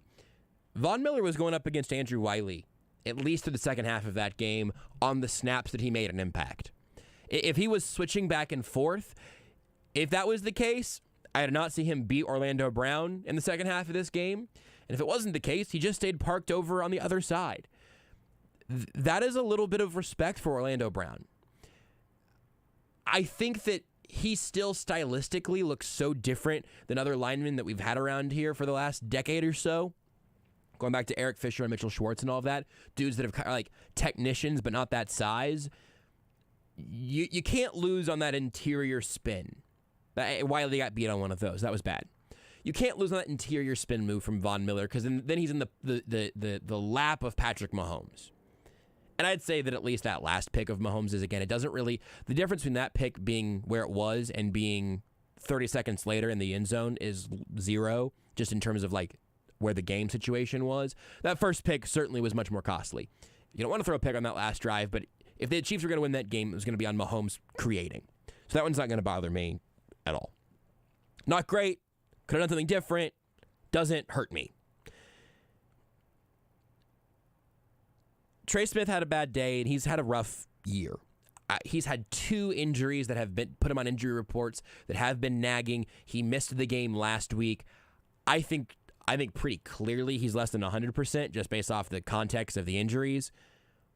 I don't know how it translates, what percent he is, but he is clearly performing at a lesser level from where he was at his peak last year. Let me try to tell you what I think the Chiefs think about their running backs. Okay? Let me try to tell you what I think the Chiefs think. Not what I think. And I don't think that I'm going to agree with it. But I'm going to try. Andy Reid, this is Beautiful Fly, Sports Radio 810 WHB. What do you think about the running back room? Or just the general Chiefs in general. What do you think about the running back room? Again, Beautiful Fly, Sports Radio 810 WHB. Starts with me. All right, no more questions. All right, that's going to do it. Thanks, guys. Now up to the podium, Joshua Brisco, Sports Radio 810 WHB. Hey, guys. Happy to be here. Didn't have an Andy Reid impression in me today, so we did that whole bit to get around it. Since they drafted Clyde Edwards-Helaire, they have tried to make him as big of a role player as possible, I think. Kind of what they feel like they could trust him with. Last year, that culminated in him being the first and second down back.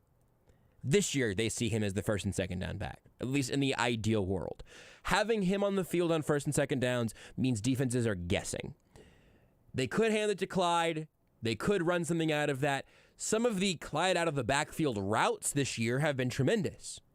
You might say, seems like he's a real third down back type, right? You would like to think that. You would like to hope that.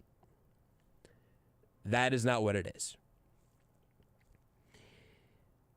Doesn't seem like the Chiefs trust him in pass protection as far as they could throw him, which actually might be farther than they trust him currently. I don't fully understand it, but it seems evident. He is not their third down back. It is Jerick McKinnon. They signed Ronald Jones not to be their third down back or to even move Clyde to the third down back role. Ronald Jones was signed to be the Clyde Edwards-Helaire backup on first and second down because that's when Ronald Jones is also at his best. Now, he's out there not catching passes. He's out there to run the football straight ahead. He has not been active yet this year, by the way. But then Isaiah Pacheco came along. They brought back McKinnon, still a guy you can trust in pass pro, and then you can trust him as a receiver. But sometimes if you're running backs on the field as a pass catcher, you're going to have to hand him the football. Because otherwise, you've told the defense what kind of play you're running.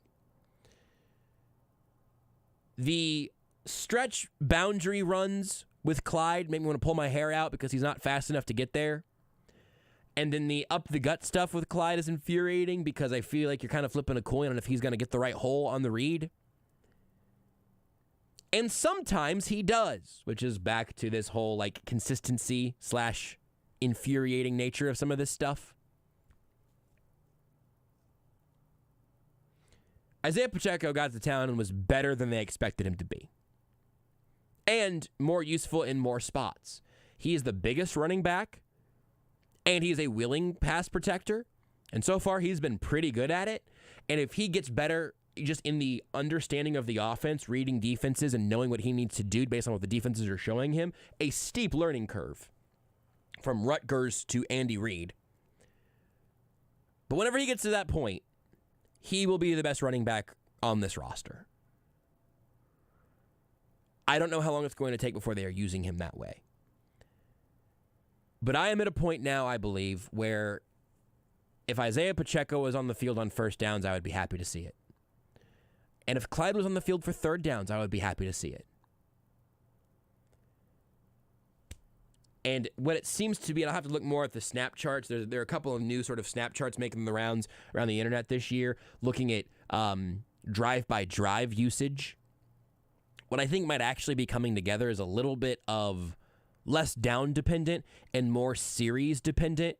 Hey, here's a Clyde drive, here's a McKinnon drive, here's a Pacheco drive. I understand the logic of wanting to keep running backs fresh with that strategy.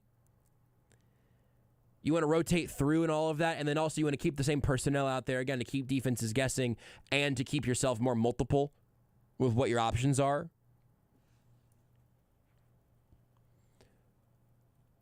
I understand why you would want to do it that way. I just don't know that they have the ammunition from these backs to do it that way.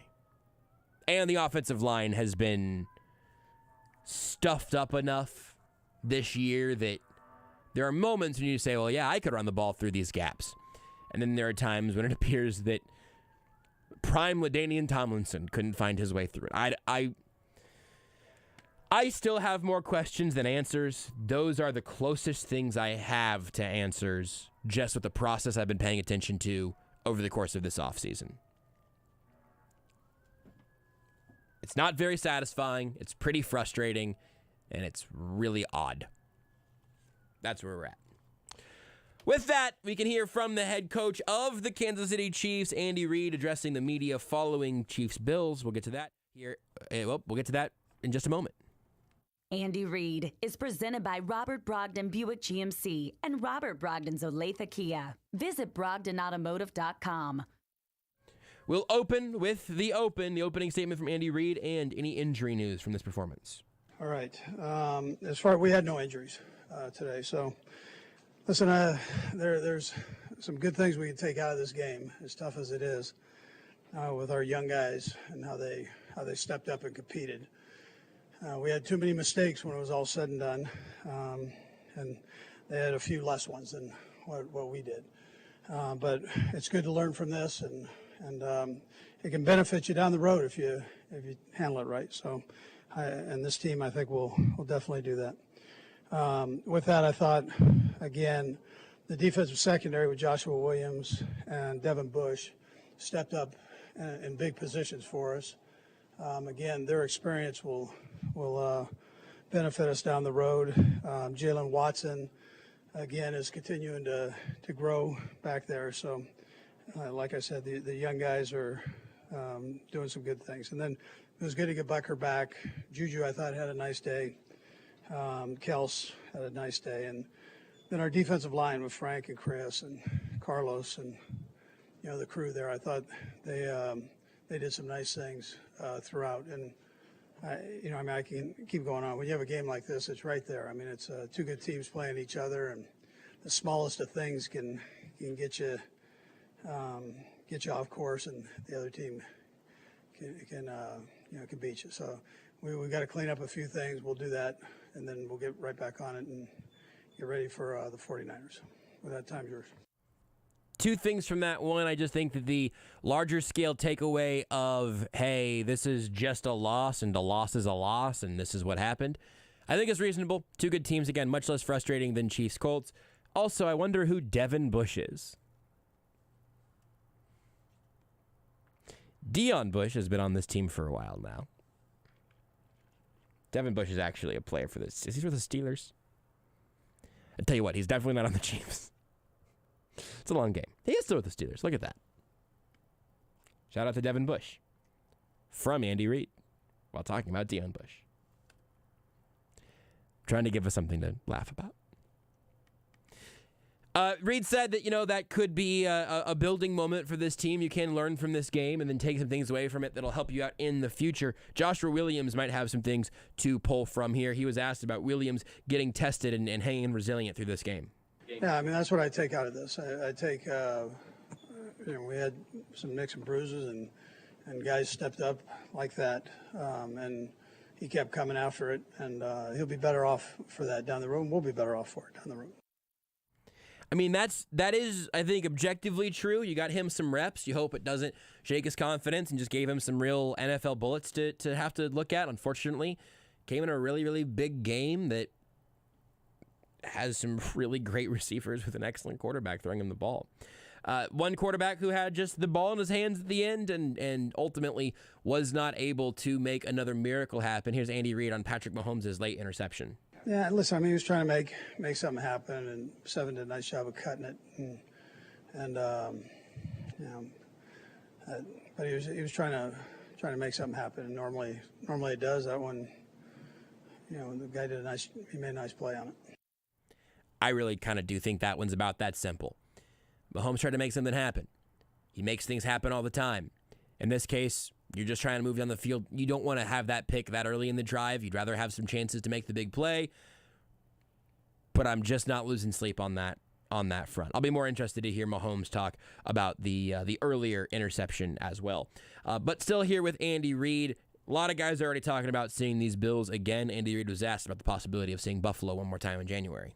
Well, there's a chance. I mean, you never know how things go in this league, but if we keep playing well and they play well, I'm sure they'll come back around. But we got to make sure we take care of our business and clean up a few things, and make sure that we have an opportunity to continue to win games.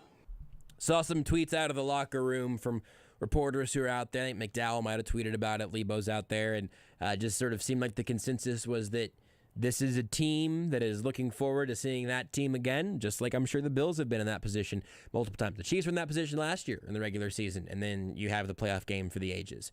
This is just a rivalry that's going to go some different ways a couple times. I know that's not a real fire and brimstone postgame show, but I do think there's something legitimately to that. Of course, that all comes back to, more than anything else, Patrick Mahomes and Josh Allen. Here's Andy Reid on the duo of dueling quarterbacks from today. Yeah, well, it's two good teams playing, so the speed of the game is faster, and the guys are competitive. They know each other, and I mean, it was a great battle. You love these games. You just don't love to be sitting on this end of it, and but you love the competition and the way guys get after it. You get a chance to see two of the best quarterbacks in the National Football League, and they put on a display of good football. So. I mean, they did. It lived up to some of that. Wasn't the high-scoring game of last time through, because that's, a bit of an outlier. But I think they'll keep giving us some highlight reel sort of stuff, those two quarterbacks. Also got some highlights from the previously heard JuJu Smith-Schuster. He had his touchdown and a great performance from his first 100-yard game as a Chief today. JuJu's strong, and he's getting more familiar with the offense every week. Again, that'll help us as we go forward. But you got to see it, the strength and the speed combination, and I was happy for him on that. With another returning player being Harrison Butker, he has the new record at Arrowhead, with apologies to Matthew Wright, who held that record for 6 days. Butker got it back, but also, of course, missed a kick later on over the upright that certainly would have made this game a little more interesting, particularly some of the late game math. Here's Andy Reid on Butker's return. Yeah, amazing. He's an amazing kicker. So it was good to have him back out there. We appreciate what the other guys did for us, but Harris was one of the best in the National Football League. So, it was good to have him back. It was, but also, to be honest, a very similar performance to Matthew Wright last week. You hit a historic kick, miss a closer one, and, leave your team with sort of a toss-up there. Good to have Butker back, no question. But you hope that the consistency returns as well later in the year. I don't want to talk about kickers every week. I just want to talk about one kicker being good. That's all I'm looking for. Last thing here from Andy Reid, we heard from Nick Bolton earlier on. He was asked about Bolton and what he brings to this team's defense. Yeah, well, you saw all the tackles. That and the leadership part. He's really upped his game there. He's got a full understanding of what Spag's trying to get done defensively. But the best thing that Nick does is he tackles and does it as well as anybody in the National Football League. And you need that. At that position, you need that. Yeah, I would agree that ideally you'd like your linebackers to be willing to tackle, good at tackling, etc. And yes, the rest of the things that Bolton does as well. He brings a lot to this defense. Also, this defense needs a little more. I think Willie Gay Jr. being back next week will be huge. Trent McDuffie certainly seems to project to return next week. I'm like genuinely looking forward to seeing what the Chiefs defense looks like against the Niners next week, if in fact that does all come together, because I just think this group has a lot of good things ahead of it at more full health. Question is, can they get there, and what will it look like against offenses that continue to test them? Next week against the Niners should be pretty interesting. Sticking on the offensive side now, though, with Patrick Mahomes. He spoke to the media just a little bit ago. We'll play that for you right after this. Patrick Mahomes press conference brought to you by Xfinity. Xfinity Internet. Stay connected with Wi-Fi coverage that delivers the speed, reliability, and coverage you need. Can your internet do that? Mahomes here has to start with the big picture, asked about what the feeling is after a loss as tough as that one. Yeah, I mean, when you lose a game, especially at home, it's never a good feeling. As a great football team, I thought we played some good football. We just made too many mistakes at the end of the day, and when you make mistakes against another great football team, you lose football games. And so it'll be good to learn from, but right now, I mean, it stinks for sure. One of those mistakes from Mahomes, certainly that late interception. Again, it's what ends up icing the game for Buffalo. I would not call it the game ender in the sense of what this game had been all throughout. But, of course, that last pick had to sting. What was he saying on that play? Yeah, they were in like a shell-type defense, obviously. I looked originally we had a corner route, and he had dropped back, and I kind of wanted to reset. I think you could see I wanted to reset and throw it to him fast, and Milano was in the way. And then by the time I reset and threw it to him again, Seven made a great play and got back in there. So, that's a good defense. That's a good player. You're at the end of the game. You're trying to press the issue and trying to get some completions because you got to score a touchdown. But he made a good play when it counted. I just think that's a really honest explanation of exactly what happened there. The play-by-play for what the defenders were doing, Milano cutting off his vision on the look he wanted to go to first, and then the other guy coming in and making a good play when he was trying to press. You have a minute left and 2 timeouts and some ground to cover. You're down 4, now 3. You got to make a lot of stuff happen. I'm not going to lose any sleep over that one. I don't think you should either. It's frustrating, and it's rough that they were down 4 points, needing to make something happen there. This team obviously has the capacity to do it, particularly against the Buffalo Bills. But it's not going to happen every time that way. Mahomes tried to make a play. Buffalo made an even better one. I think sometimes that's a tip your hat type of pick there, even though, of course, it's frustrating in the game ender. Yeah. I agree. Was that on purpose? No. I didn't think so. No, my finger slipped. I didn't think that was on purpose, but it worked so well that you totally could have played it off. Yes, that was totally on purpose. Hey, Beards, was that on purpose? Yeah. And did Patrick Mahomes expect to score on that final drive? Yeah, I mean, for sure. I mean, every time I get the ball, no matter what the situation is, I expect to find a way to win. That's what this whole offense's team expects. And so you get the ball with a minute left and 2 timeouts. I mean, you're trying to find ways to get chunk plays, and if I can just barely maybe hit McColl on that first one and get that chunk play, then it might be different. So I always expect to win until there's literally no time. So anytime you lose, it definitely hurts. Speaking of Hurts, his team's up by 17. They just took the ball back again. So Sunday Night Football tonight looking like a little NFC East blowout in progress. I'm going to make it up for those bad picks that I did on our weekly thing. That's how much? What did you put on the Eagles covering? I think just 20. Good, great, fantastic. I put 60 on the over. Say for the Chiefs. The Chiefs Bills. Not over. Real money. This is our fake money for our weekly picks. Yeah. He put 600 on the Chiefs over in real money. Do you need a place to stay tonight, Beards? I'm not going home.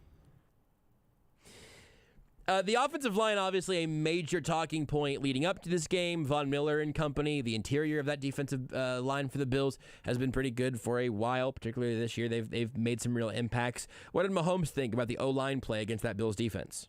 No, I thought they did a good job of just kind of getting – there were some that Von obviously made plays. I mean, he's a Hall of Famer for a reason, so he's going to make plays here and there. But then there were some they played good coverage and were in the right spots at the right time. So it's about me finding a way to get the ball in my hands, finding outlet throws and stuff like that. But I think for the most part, I thought the offensive line did a good job. It was just a couple plays, and I mean, they have a good defense, and they're going to make some plays throughout the game. And look, man, I hope anyone listening to this show knows that I'll tell you when I think Patrick Mahomes is just, farting out quarterback coach speak. I think that's reasonable. He could be harsher if he wanted to, but I think it's reasonable to say, yeah, that's a really good defensive line, and also that secondary was holding on to our dudes pretty good, so stuff kind of happens when you play teams as good as you are, and we haven't played a lot of teams in that category for a while. I know it's not very satisfying, but I think it's understandable. Here, Mahomes is asked if he wanted to win this game against the Bills more than others. I mean, I think you just want to win. Just because you're a competitor and you know that you're playing the best of the best, and you feel like you're the best of the best, so you want to win those games. But at the end of the day, it's just a game. I think that's what you got to have to reiterate to guys in the locker room. It's one game in the regular season that you wanted to win, and you felt like you could win, and you didn't. So how are you going to respond? Because we play a great team next week. I mean, yeah, it's a more important win or loss than others because of the standings, but anyway. After that, Mahomes was asked specifically about making that question about Josh Allen. Is there a little extra juice there? Does he want to win against Josh Allen more than others? No, I mean, not necessarily. I mean, I want to win against the best, and he's put himself up there. So definitely you want to win against the best and play against the best football teams. But when you lose, at least you're losing to the best. So you have two great quarterbacks, two great teams. You have two great coaches going at it. That's what you want. And we lost this time, but hopefully we can battle back and have another chance when we get to the playoffs. Yeah, I think that right there is an incredibly reasonable evolution of what we saw here tonight. Let's go to the pass catchers, though. I think these next couple of clips could be pretty interesting. First, Mahomes on the JuJu Smith-Schuster performance today. So he gets his first touchdown and first 100-yard game as a member of the Kansas City Chiefs. Yeah, I mean, he made a couple of great plays. I mean, he's battled to kind of continue to evolve in this offense and learn more and more. But, I've kind of said it. I think he's going to be a big part of this offense because the way he's able to catch the ball and run tough through traffic. So he had a great game today. I'm sure he'll keep getting more and more involved. And like I've said all year, it's going to be a different guy every game, and it's been that way this season. It has, but I also do think that it will continue to be JuJu on a pretty steady clip. It very easily could have been much more of a Marquez Valdez-Scantling game, but that attempt to him in the end zone was obviously picked off. Here's what Mahomes had to say about the interception in the end zone that he was targeting MVS on. Yeah, I mean, I was trying to put it in that one spot that the receiver could get it and no one else could get it, and kind of that high point in the back corner of the end zone, and we got our hands on it, but they made a great play, and that's like I said, we can't make those mistakes because if you look at it, I mean, that's 3 points, and then at the end of the game, we're going for a field goal instead of a touchdown. So I always believe in my guys and try to make those throws and give them a chance, but their guy made a play in a big point in the game. I was listening for this because I saw somebody kind of summarize the clip on Twitter. I don't think that's Mahomes like throwing MVS under the bus or anything. We don't have to get crazy with it. But there was a lot of in there and putting the ball where only he could make a play on it, and their guy made a great play. That's all true. Mahomes does not sound bent up about that decision to throw that football. I don't blame him. It's a risky throw, but I don't know, man. If you watch a lot of Patrick Mahomes, I think you can regret the execution of it and think, that idea was still kind of there. Even as, yes, you are throwing it to the filling of an Oreo there. Like, you are legitimately, he was sandwiched. I ate some Oreos yesterday, could you tell? I've been thinking about Oreos. We talked about chocolate chip cookies earlier, now I'm thinking about Oreos. Man, Oreos are great. MVS was, Renee makes little Oreo balls of, crushed up Oreo stuff, and then I could do the rest of the show on this. He was an Oreo of defender, receiver, defender. That's a very tough play to make. But MVS is also the body type of physical wide receiver with the height to make that play happen. And if it happens, we would have all been going, "Oh, what a throw by Mahomes!" And MVS climbs the ladder, and Mahomes puts it where only his guy could get it. That's the MVP right there, Jim. That's just how that fingernails Fingernails change games and narratives and awards and champions. It's what makes this game so tremendous and also so frustrating. A lot of guys have been talking about seeing the Bills once again. Does Patrick Mahomes see a playoff rematch on the horizon? I mean, you can definitely see it because they're going to be a team that's in the playoffs or competing for the playoffs, obviously. But you can't look ahead, and I think that's the biggest thing to me. And I think I learned that last year in the AFC Championship game is sometimes if you start looking ahead, that's when you get kind of get beat. And we don't want to look ahead. We have a great football team we're playing, and we're going to the bye, and then we're going to have a schedule of a lot of division opponents coming up. So we want to make sure we focus on this next week. How can we get better to go out there and execute and try to find a way to win against a great football team at their home? And then we'll see about the Niners when we get there. Again, the Chiefs are 2.5-point favorites. Also means that money line number is not crazy, which is crazy to me. I'm just saying that I bet that line moves over the course of the week. But what does Vegas know? The odds makers know what they're doing. They're getting paid out there. These casinos don't get built for no reason. So I'm curious about the logic of those lines, but I'm looking forward to the Chiefs having a bounce back next week. This is my overconfident game of this stretch, and if I curse the Chiefs, then so be it. Last thing here from Patrick Mahomes, specifically about Von Miller. He's made his impact felt as a Buffalo Bill already this season. He was asked about how they added Miller and what that brought to the team. I mean, he's a great player. So anytime you add a great player like that, a Hall of Fame player, you have to account for him on every single play. So I thought our offensive line did a pretty good job for the most part. They had the one at the end of the game where I held the ball too long and he sacked me, but he had the one spin move. I mean, that's like the patented Von Miller spin that he's going to bring out at least once or twice a game that he's kind of mastered. That, I mean, it happens. But at the end of the day, how do we respond? I think the guys responded well. I think the logic for that holds also, where he got a couple of his wins, but he wasn't there every single drop back and even moved over to the right side of the offense to deal with Andrew Wiley instead of Orlando Brown. It wasn't a game-ending performance from Von Miller, but he certainly made his presence felt. You're listening to the Sports Radio 810 WHB Postgame Show. I am Joshua Brisco, and it's all brought to you by CBD American Shaman. Free CBD samples every day. On the other side of this quick timeout, we'll have our friend Matt Derrick of Chiefs Digest to tell us what went wrong, what went right, and what happens next for the Chiefs and also for the Bills. On the other side of the break here on the Sports Radio 810 WHB Postgame Show. You're listening to exclusive post-game coverage on Kansas City's home for the NFL. Sports Radio 810 WHB. Brought to you by Casey's own CBD American Shaman. Come on into your local shaman store for a free sample of stress-sacking CBD. Everything is better with the feather. The choice of a lawyer is an important decision and should not be based solely upon advertisements. I'm attorney Mike DePasquale. I played linebacker. I won a state championship. I played Division I ball. I know a thing or two about winning.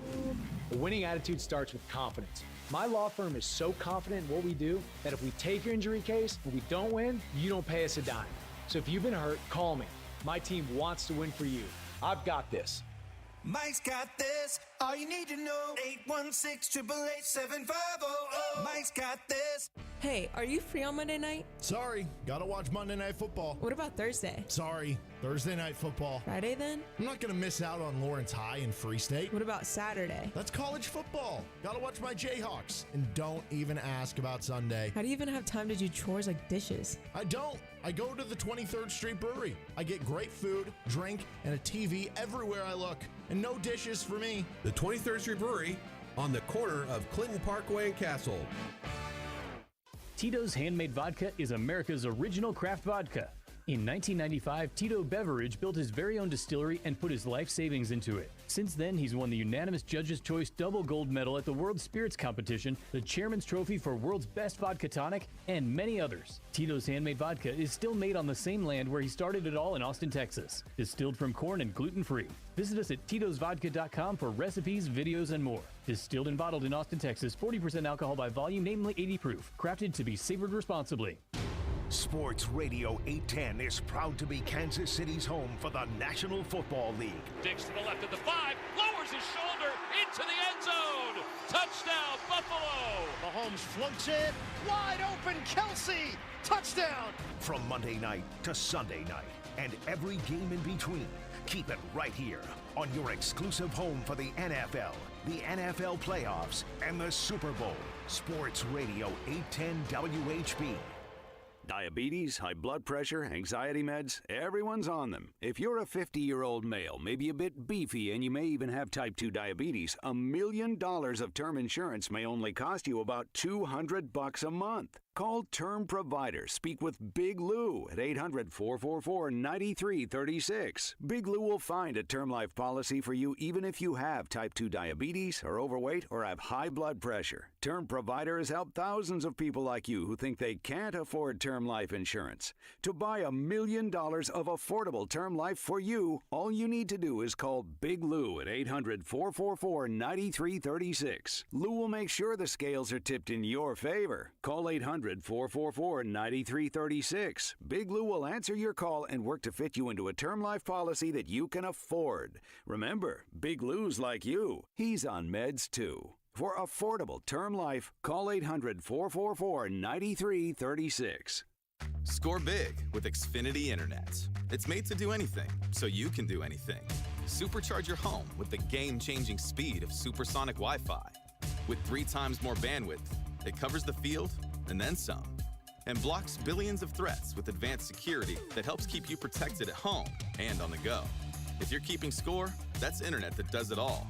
That's unbeatable internet from Xfinity. Learn more at Xfinity.com.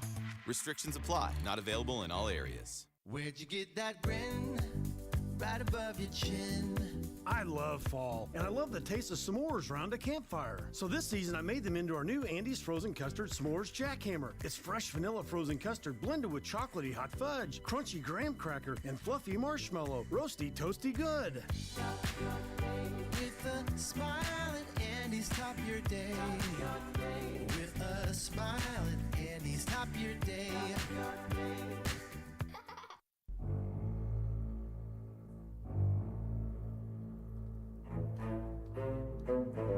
First and 10. Mahomes intercepted! And that's Taron Johnson with the theft. The theft of that interception, the theft of one more opportunity for Patrick Mahomes and the Chiefs to do something incredible late in a game against the Buffalo Bills. That's our play of the game, brought to you by Central Bank. For more, visit centralbank.net. I don't know if Matt Derrick has a big overarching takeaway, a big 30,000-foot view, the big view from the mountaintop down onto the ground level where all of us are just ants just trotting along our day-to-day lives. But Matt, that's sort of my realization as this post-game show was beginning, what feels like 9 or 10 hours ago, when I was sitting here kind of intro playing, Lost has finished, the clock has rolled to 0.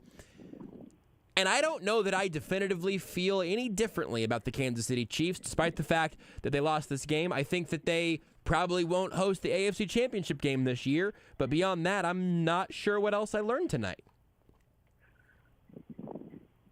I am not sure that there is a big reason why to change the narrative on this team either. If you felt like this was one of the 2 best teams in the AFC coming into this game, you should still feel that way. If you feel like it's a team that has some flaws, you probably can still feel that way. I mean, it certainly wasn't what happened between these 2 teams last October when Buffalo just came in and pantsed the Chiefs. This was a much more evenly matched battle, and it makes me eager to see it again, and I think we're going to. Matt Derrick, ChiefsDigest.com, obviously, on Twitter at Matt Derrick. But again, check out ChiefsDigest.com for all sorts of Chiefs coverage all year long. Pick a place to begin for me then. If you say, hey, look, okay, fair enough. I don't know that this should change a narrative, but was a weakness emphasized in any space today? Is there anything where you look around and it's like, okay, you know what? I'm going to watch this a little closer next week against the Niners, a few weeks down the road, maybe even in January if these 2 teams match up again? Well, I mean, the one thing that I think that was the deciding factor in this game, aside from, if you want to point to a couple of plays, but just as a theme, something to watch, it's the youth on this team and and maybe even the chemistry to a degree. Although I think I'd still probably just put it on, the younger players. I mean, and that's not to say that the Chiefs lost this game because they were playing a lot of rookies. I don't think that's the case. But, Andy Reid was quick to point out and say, hey, you know what? They had a lot of young players playing in this game. And they got some valuable experience. And, I think that this group is going to be better off down the road. Let's face it, these two teams meet again in January. One of two things will be true. One, the Chiefs will have, and maybe both these things will be true. One, the Chiefs will have back guys like Trent McDuffie and Brian Cook, Willie Gay, people that they count on that are starters. They'll be in that lineup and ready to help them out. But two younger guys and rookies like Jalen Watson and Joshua Williams will have gotten more valuable experience and should be better players in January than they are right now. I agree with that 100%. I think that is exactly where you can begin if you're, again, going to kind of skip ahead to the potential rematch of these teams or just what this team looks like in crunch time. So I love that as a beginning point. What went most wrong tonight? Is there one spot where you'd say, boy, if this would have been a spot where there was someone else in that position, where the call was different, the throw was different, the catch was made, is there a turning point that sticks to you? You go, oh, man, boy, if they could just have that one back. I guess the two easy ones for me would be just point to the turnovers. Mm-hmm. As Andy Reid says, you trust Mahomes in those situations, trying to make a play and trying to force something, because usually when he does it, it works. And there were two plays today where it decisively did not work. Maybe you could say that there were three times, and one of them it did, because that touchdown to McCole Hardman, there was nothing there. Yep. I was watching the play as it was unfolding and watching Mahomes in the pocket, and I'm just like, I said out loud, there's nothing open. And then all of a sudden, there's the ball going to McCole Hardman. Yeah. And I didn't. It was so fast that I didn't have time to say anything. I just remember thinking in my mind, well, that's an incompletion, and somehow got the ball in there. That just shows you. And the unfortunate thing is, on the first turnover, I thought that if Mahomes had taken a shot into the end zone about a half second earlier, I think he had a touchdown. And he just, looked like he kind of pump faked everything. And I think if he just let the ball go a little bit earlier, I think he had a guy open. But after he pump faked, then there was nobody open, and then he just kind of tossed it up there. That maybe it's just one of those examples that if Mahomes trusts his instincts and flings it, maybe it works. The second turnover at the end, I thought was a little bit out of character, but I could also point to, once again, maybe the youth. If Sky Moore has a little more experience, maybe he's coming back on that ball a little bit earlier. Maybe he fights through it, is able to break up that pass. Maybe that play unfolds differently a few months from now than it did tonight. Yeah. What about the protection of Patrick Mahomes? You got to watch the bird's eye view in real time, and I want to make sure that some things that I've talked about tonight, you have one chance to overrule me. But whenever you look at the protection of the offensive line tonight versus even just last week against the Raiders, where Max Crosby ended up obviously playing a huge role, but specifically on the edges, let's start with Orlando Brown and Andrew Wiley.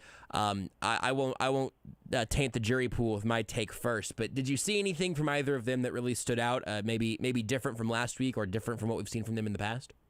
I thought that both of them did better than they had done in the past. Now, maybe I'll feel differently after watching the coach's film and seeing everything, but I thought both of them held up better, especially in the first half. There were some rough moments in the second half, and I'll say this, just like, when Wiley had to play against Max Crosby, that was kind of the same way. Yeah. If Von Miller's going to put a spin move on you, it doesn't matter who's there. Mitch Schwartz will tell you that it doesn't matter who's there. If he puts a spin move on you, you're probably going to give up a sack. So to me, that's not a thing to be unexpected. Von Miller is going to beat you on occasion. But I thought there was a lot better protection on the edges. It was the inside where I think that the Bills are, frankly, a lot stronger. They've got a good edge rusher, too, a couple of them, but I think they're much stronger on the inside. And that kind of showed up because you could definitely see that Mahomes was getting a lot of pressure in the middle that he doesn't usually get because he's got three really good guys in the middle there.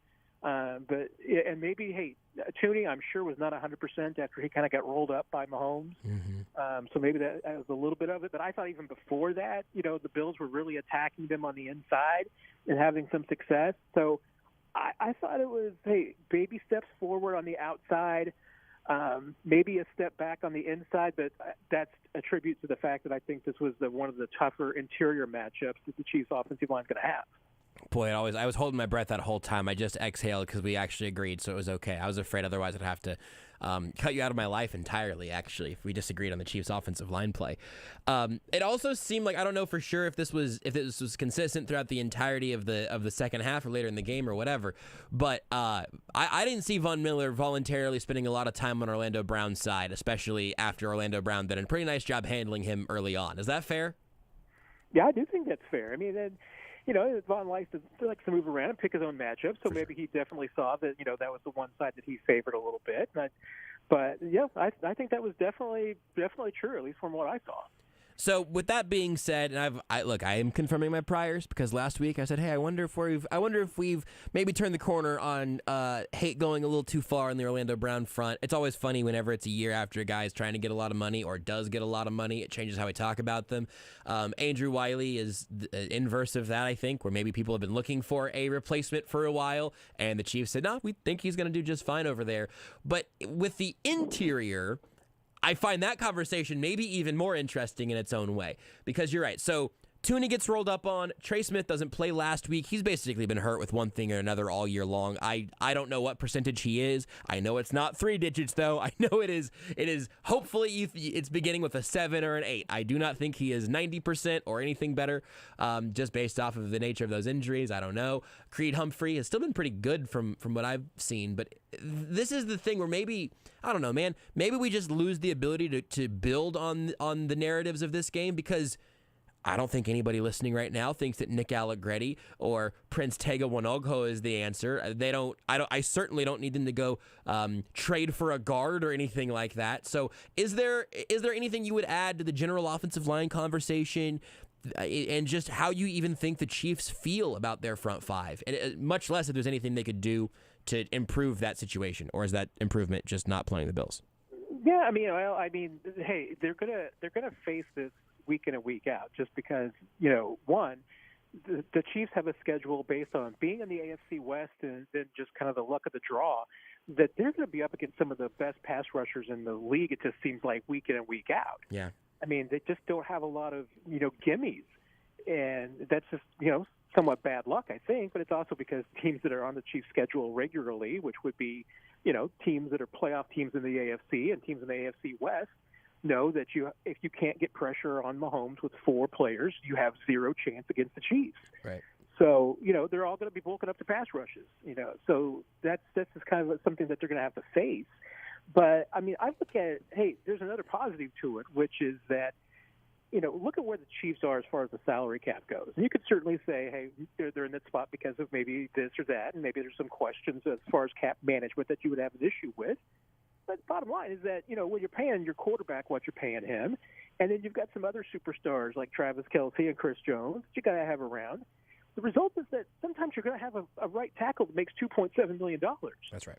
And I'll tell you what, as far as, productivity per dollar, Andrew Wiley might be one of the better right tackles in the league as far as the bargain goes. So I get it, that maybe he's not the guy that maybe Chiefs fans want to have on the right side, but he might be the right guy at the right time because I think that he's just one of the better bargains in the league on the offensive line. Yeah, I agree with you on that. I just we've had a lot of conversations around the O-line today. Some from more patient callers, some from less patient, less willing to give little Andrew Wiley the benefit of the doubt. But I think that's worthwhile commentary there. I'm with you on all of that. So let's flip trenches, because you're talking about getting pressure with 4. And look, live by the blitz, die by the blitz, etc. I don't really have I certainly don't have a Steve Spagnuolo schematic issue with how things were handled today. The Bills put up 24 points. I would have taken that 100 times out of 100 from this defense, even if it was a little good luck on that first drive. They've had some bad injury luck, etc. I don't have a schematic thing. I am very curious about what you think about this pass rush, though.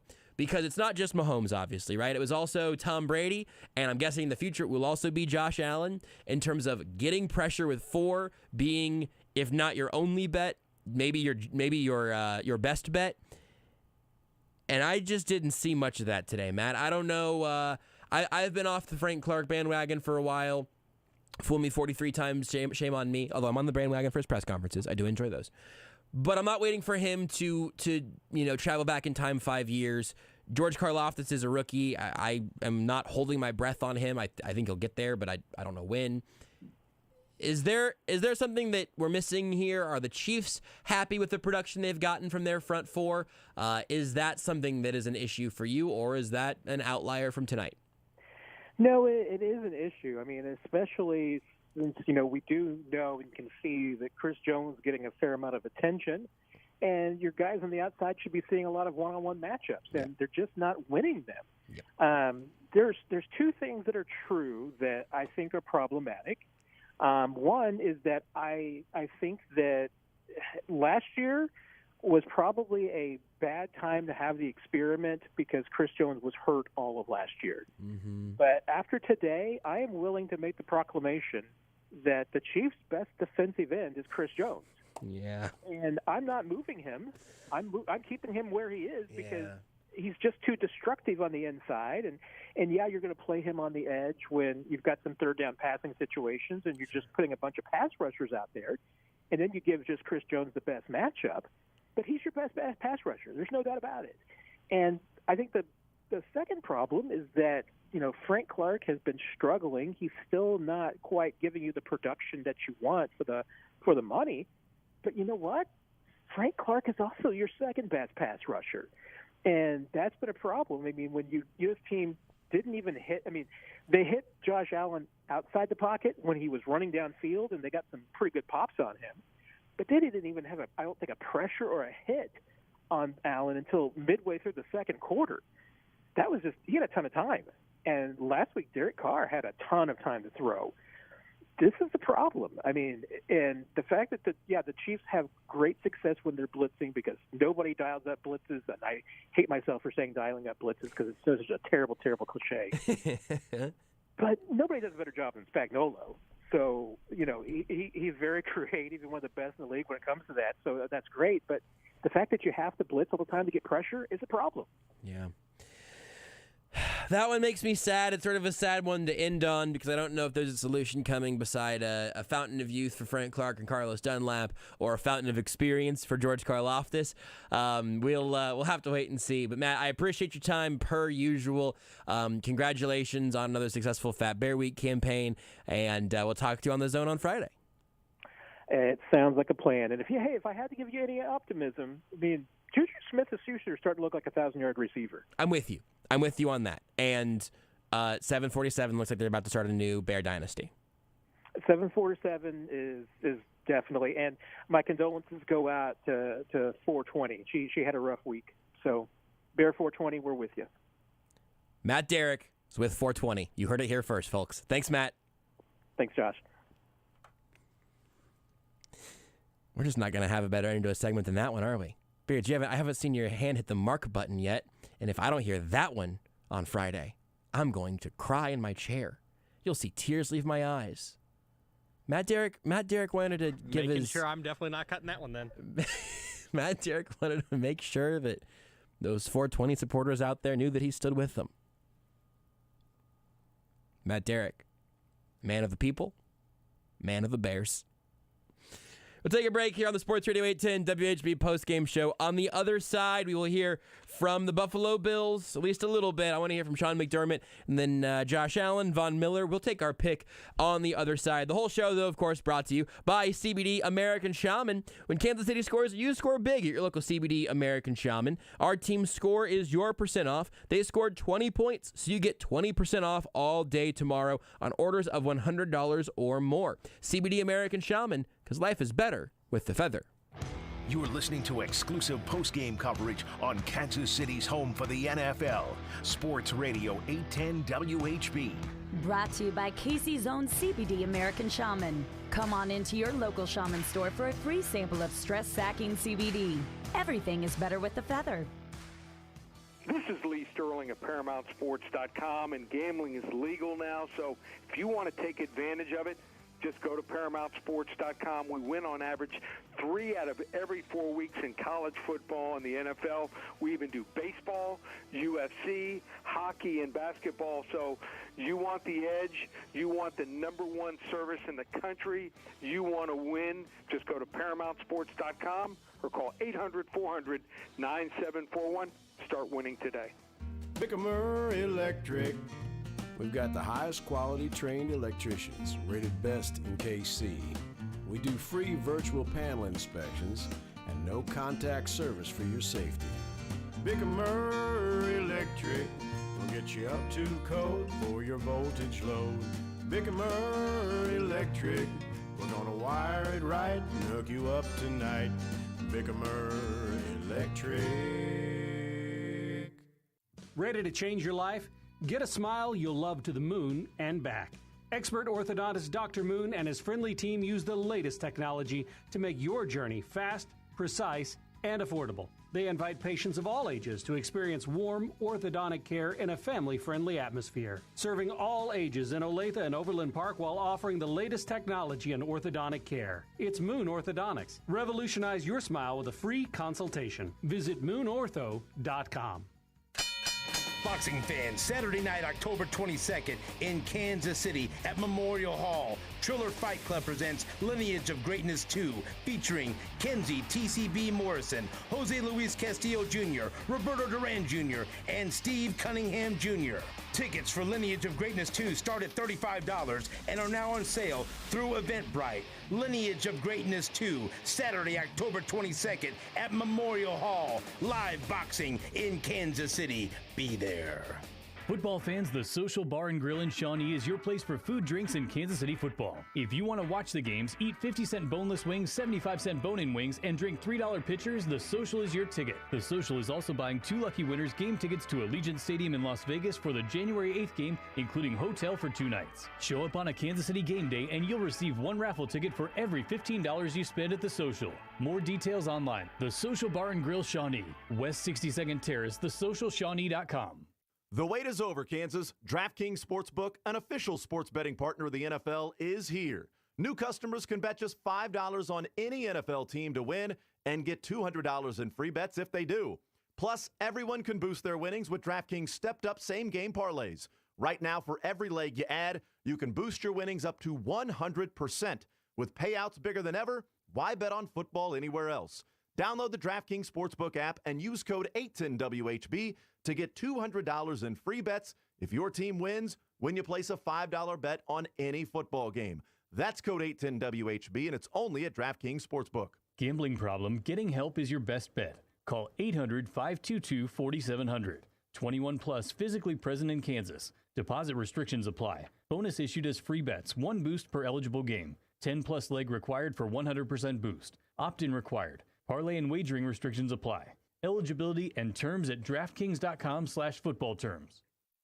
Hey, Kansas City, Stephen St. John here. Football season is here. As you cheer on your football team this season, why not freshen up that garage and man cave with concrete floor coatings? Polymagic offers hundreds of color combinations which can be applied to garages, man caves, porches, patios, pool areas, and even basement floors. Trust me, I had Polymagic transform my garage floor, and I'm blown away. Call Polymagic and ask for the SSJ special, up to $500 off your project. 816-765-4800, or visit them at polymagic.net. WHB Kansas City.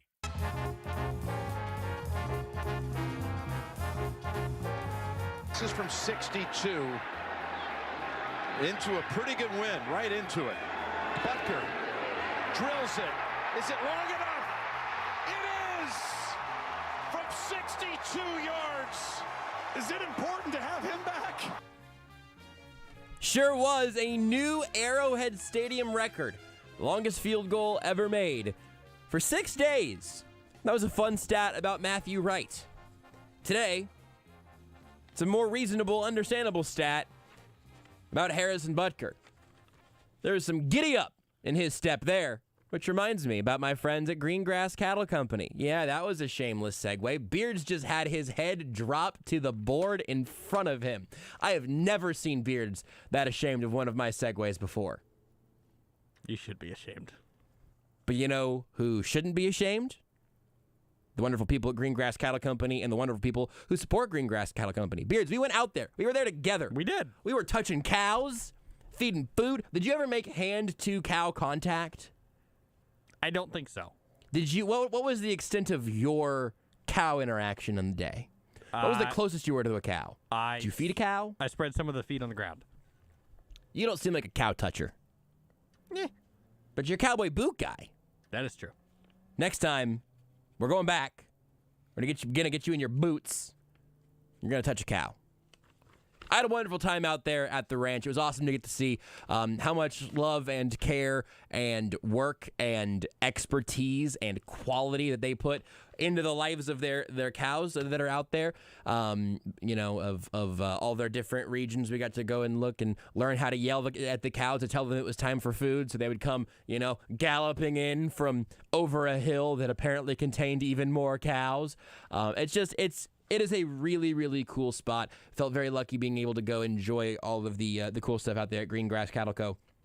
And then also, we've had a chance to sample some of their delicious beef products. And oh my, Beards, I don't know that he's cut out to be a cowboy, a rancher. Neither am I. We are cut out though to enjoy some of the absolute best quality beef you're going to find anywhere in the world, and it's raised right here in Weston, Missouri. 45 Highway is where their store is at there at Green Grass Cattle Co., less than a mile from the ranch. Go order online as well at greengrasscattleco.com. They'll deliver right to your door. They implement the best practices of their premium Black Angus cattle, providing the best feed, clean water, and a low-stress environment to make sure you have the best tasting beef in town. Again, I just was incredibly impressed, wire to wire, everything they do out there. Of all the beef grown in the U.S., only 2 to 5% grades as prime, and Green Grass Cattle Company is offering prime beef. They do great work, and also had a great experience out there getting to hang out on the ranch. Enjoy your Green Grass Cattle Co. again at the store in Weston or online at greengrasscattleco.com. With that being said, they say nobody circles the wagons like the Buffalo Bills. You ever hear that one before, Beards? It's only Chris Bermanism. Only all the time. Yeah, we'll circle ours around Buffalo here. It's better than what is a bill even? They have a buffalo on their helmet. It's a bison, I think. I know. I mean, on their helmet, it's a bison. It's a buffalo. It's a buffalo. They're just that on the side of their helmet just should be Bill Belichick. It should just be a caricature of Bill Belichick, specifically after he owned them for as long as he did. Now look at how they turn tables. They should have been called the Buffalo Buffaloes. They're cowards for not naming their team that. So this is from Cora. Where did the Buffalo Bills football team get their name? Buffalo's team, in the 1947, a contest was held to rename the team when it was the Bisons. And the winning entry suggested the Bills, reflecting the famous Western frontiersman, Buffalo Bill Cody. Is that right? That's what Cora says, so it's got to be real. You can't lie on the internet, so and that's got got to be Wikipedia, so it's even doubly sure.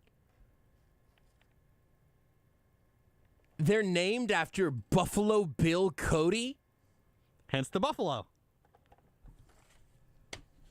Should change their name to the Buffalo Wings. Keep the exact same uniform, but just splotch some orange wing sauce all over it, like a tie-dye gradient. They should also have their logo be changed to a table that has been broken and set on fire, with a little pile of wing bones scattered around it. It's a very intricate logo. I can go for some wings right now. If only there was a place where not only we get some wings, maybe some 29-degree man-sized drafts. Oh, I have an idea. The Chiefs Locker Room Report is brought to you by Twin Peaks. No one does football like Twin Peaks. Whatever your preference, they have everything from tequila cocktails and an extensive bourbon category to top-shelf spirits and cocktails served over ice balls. Local craft beers and handcrafted whiskey cocktails round out an adventurous drink menu, second to none. And don't forget about their 29-degree man-sized drafts at Twin Peaks. That's right. We're going to locker room report time here on Sports Radio 810 WHB Kansas City. Josh Allen spoke to the media immediately following the game. How's it going, everybody? See Vaughn right there. Obviously a lot of people kind of think he's the closer that this team needed in the offseason. The plays that he was making on the defensive side of the ball, which fun was that kind of watching? Yeah, I mean, play speaks for itself. I'm sitting on the sidelines, third down, so like, come on, Vaughn. Come on, Vaughn. And, sure enough, he goes out there and makes a bunch of plays. And I'm proud of our team, how we battled tonight. Obviously didn't start off how we wanted to. guys just kept their head down, didn't panic, didn't blink, is what we like to say in our locker room. Trusted the game plan, trusted situational football, and got a W tonight. That was our only goal to come in here, and if it's by 1, it's by 100. It's another win, and that's what we're trying to do each and every week. Josh, did any part of your brain think that Mahomes had a minute and 4 seconds there at the end? I mean, anytime you're going against a quarterback like that, who, you can make an argue he's got the best start to any quarterback to ever play this game in the history of the league. He's a special player, so anytime he's got the ball in the hands, you never know what can happen.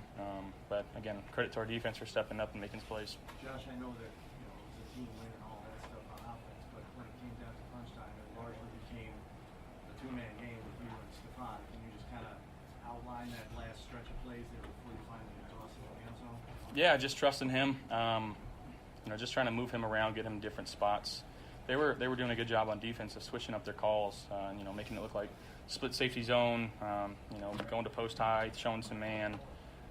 They switched it up on us quite a bit. They brought some good pressures tonight. They got home a couple times, so stuff to clean up for sure. But when you get into that point of a game, you got to trust the guys that you rock with, and he is who he is for a reason. So he works his tail off and does all the right things. We love him for that. And again, it took 11 guys on that field, though. Given each phase, I think our special teams did a great job too. Pinning them down and making some plays. So it was a great team win. At what point did you know you were going to do the hurdle again? I mean, it's split second. It really is. Again, just trying to make a play for our team. Given the situation there. Yeah. How far are you up though? Like it has to, right? I think it used to. I think, I tried to stay as even keel throughout this game. Really, in any game I've played in my career, just try to be steady, not get too high, not get too low. Just trust what was being called and just try to go and execute. And that was what was called right there. It was a quarterback run and just trying to make a play. Josh, you talk about not getting off to a good start. You had that play in the end zone, 3rd down. You hit Gabe, and that eventually was a touchdown. Was that a big play for you? Which one here? Good. Oh, the second quarter. You right before the half, or right before the half, the touchdown? Yeah. No, the pass you were in the end zone. Oh, on our end zone. Yeah. Again, Dorsey has a lot of faith in our guys to go out there and do the right things. We protected it well. Moved off my spot a little bit, and Gabe did a great job of getting to the sticks and making a play. It's not fun being back down into your own end zone, the 1 or 2 yard line. But last couple of weeks, we've had some success. So again, just trusting our guys, and Dorsey's been doing a good job of calling it, trusting us, and living with it. It was not a playoff game, obviously, but was there a sense of redemption when you got back to that locker room, beating this team in this place where it ended so badly last year? No, not for me. I think some guys may think differently. I can't tell you. Nothing that we did last year translates to what we are going to do this year. Everything that happened in the past is where it is. So all we can do is focus on the next one, and today was the next one. Going into our bye week, and I don't know who we play in 2 weeks, but enjoy this one and turn our attention towards them. Josh, looking ahead then, the week-by-week preparation, the results on the field speak to the success you've had as a team with that. But did you have a greater sense of what this could mean in terms of home field advantage and implications? You talked about learning from last year and the importance of home playoff games. Does that resonate with you at all on a day like this? I mean, yes and no. We're just trying to be playoff caliber. This is the standard that Coach McDermott sets. Every game is big in the NFL. It doesn't matter if you're playing a team that's 4-1 or 1-4. Any given Sunday, Monday, or Thursday, any team can win when you're on the field. These guys are, we're professional football players for a reason. Everybody's good. So yeah, it's the next one, and again, we got to turn our attention towards the next week. When dealing with the crowd noise, though, is that a little bit of a refresher of maybe the importance of playing a home playoff game, just because you got to deal with that when you're on the road? Yeah, it definitely puts a little more pressure on you, and again, this is a fun place to play because they get so animated and it's very loud on the field. But at the end of the day, it's loud for the defense too.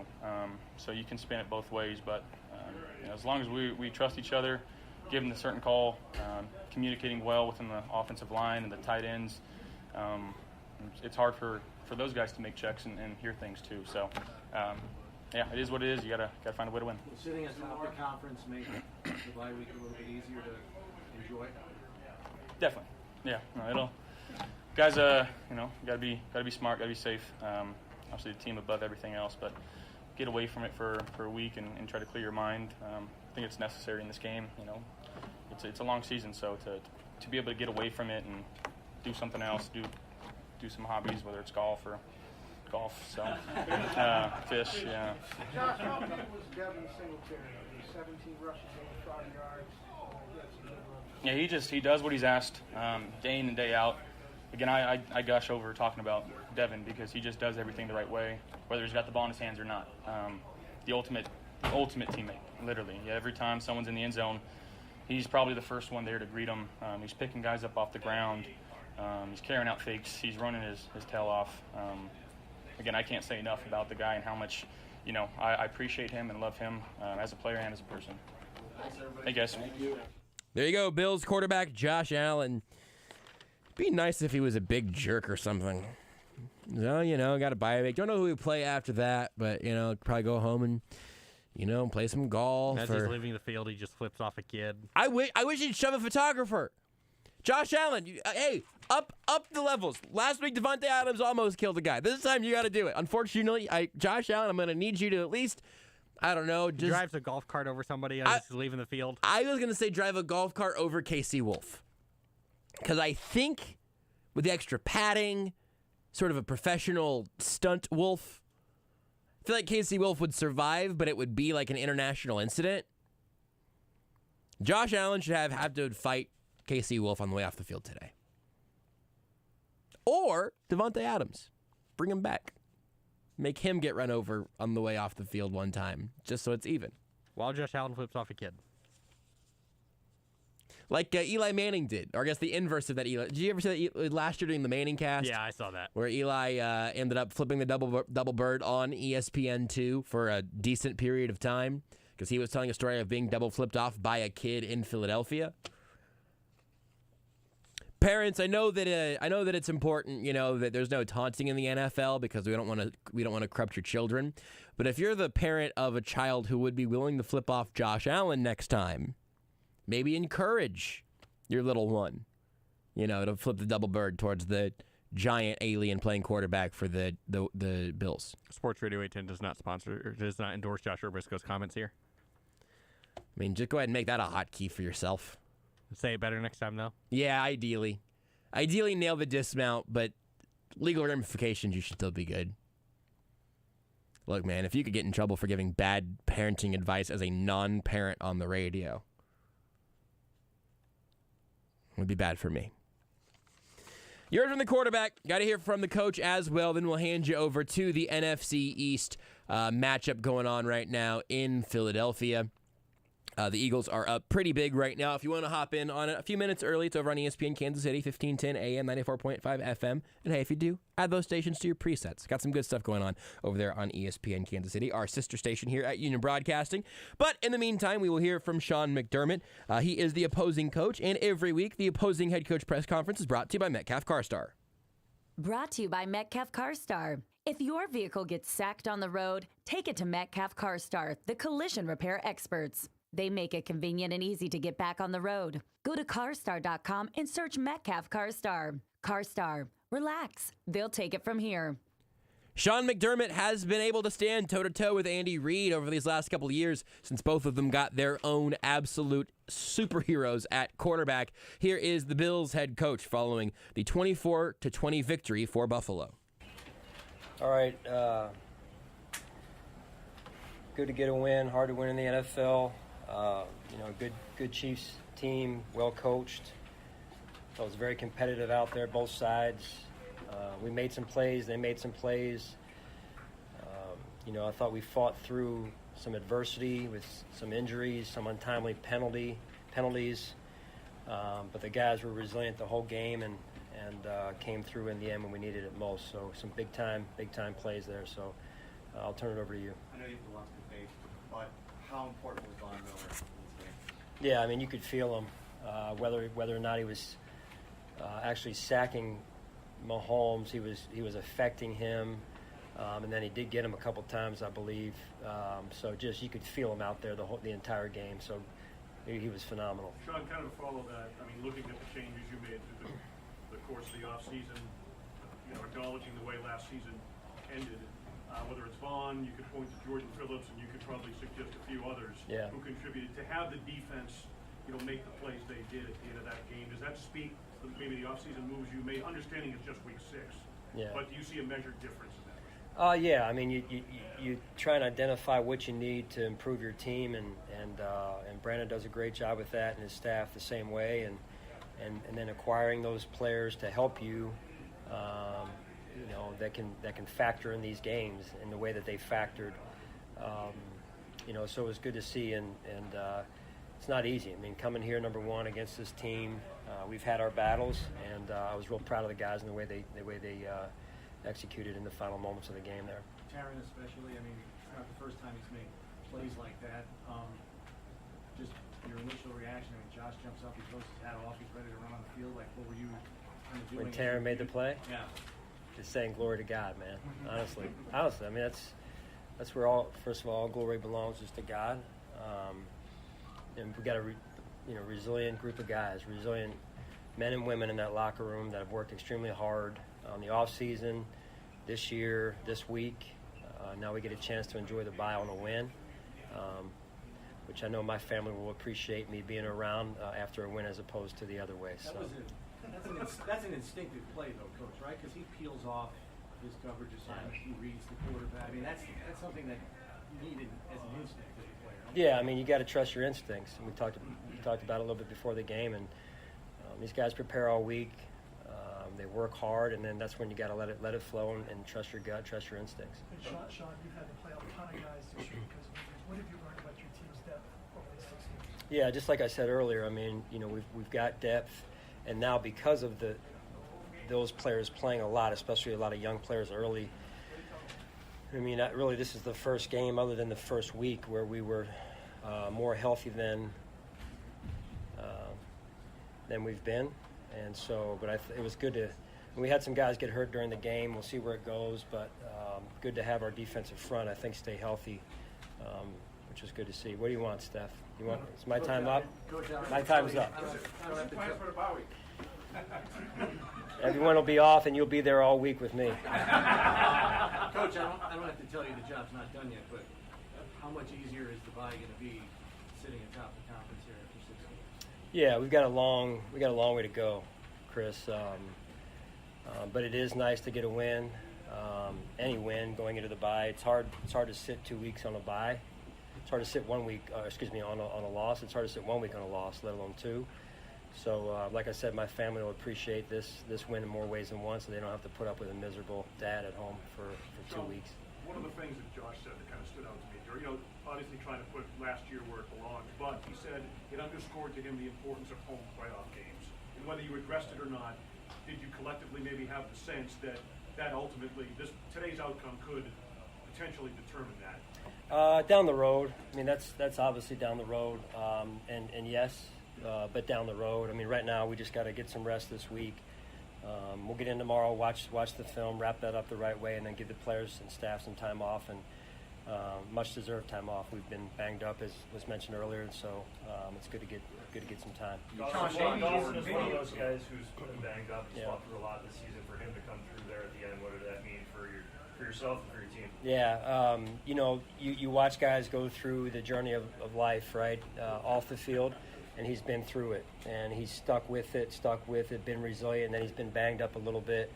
And you just knew his time was coming. You just knew he was going to make a big play, and he did, and my hat goes off to him. Sean, maybe you got used to it. Maybe you got used to it, but when Josh hurdled, what were you thinking? I was thinking stay in bounds, run the clock, right? Next time don't hurdle him. I should have told him as he was running by me. It's just, the game's always going to come down to the final moments with these quarterbacks, with Patrick and Josh, and so, you want to get the points there, and obviously Josh made a great play. It was fun to watch. Both those guys are elite players, good for the NFL. We're fortunate to be around Josh and watching him grow and develop into what he is now, and I'm sure Andy in Kansas City feels the same way about Patrick. So, thanks, guys. Thank you. I think he's right about that last point indeed. Both of these teams are very, very happy with their quarterbacking situations, and rightfully so. Here's my final thought for you tonight. We've talked about this before around especially Chiefs and Chargers matchups with Mahomes and Justin Herbert. I'm not saying you have to have all this perspective in real time or have this perspective even tonight. But it is going to be an absolutely remarkable thing after the years and years and years that we had in Kansas City of watching Tom Brady versus Peyton Manning, or others entirely in during that conversation. But for the next decade, Tom Brady versus Peyton Manning is here. Plus, Patrick Mahomes versus Justin Herbert within his own division. But these matchups between these teams and these quarterbacks, not only do I expect to see them in January, I expect to see them for years and years to come. The Chiefs fall short.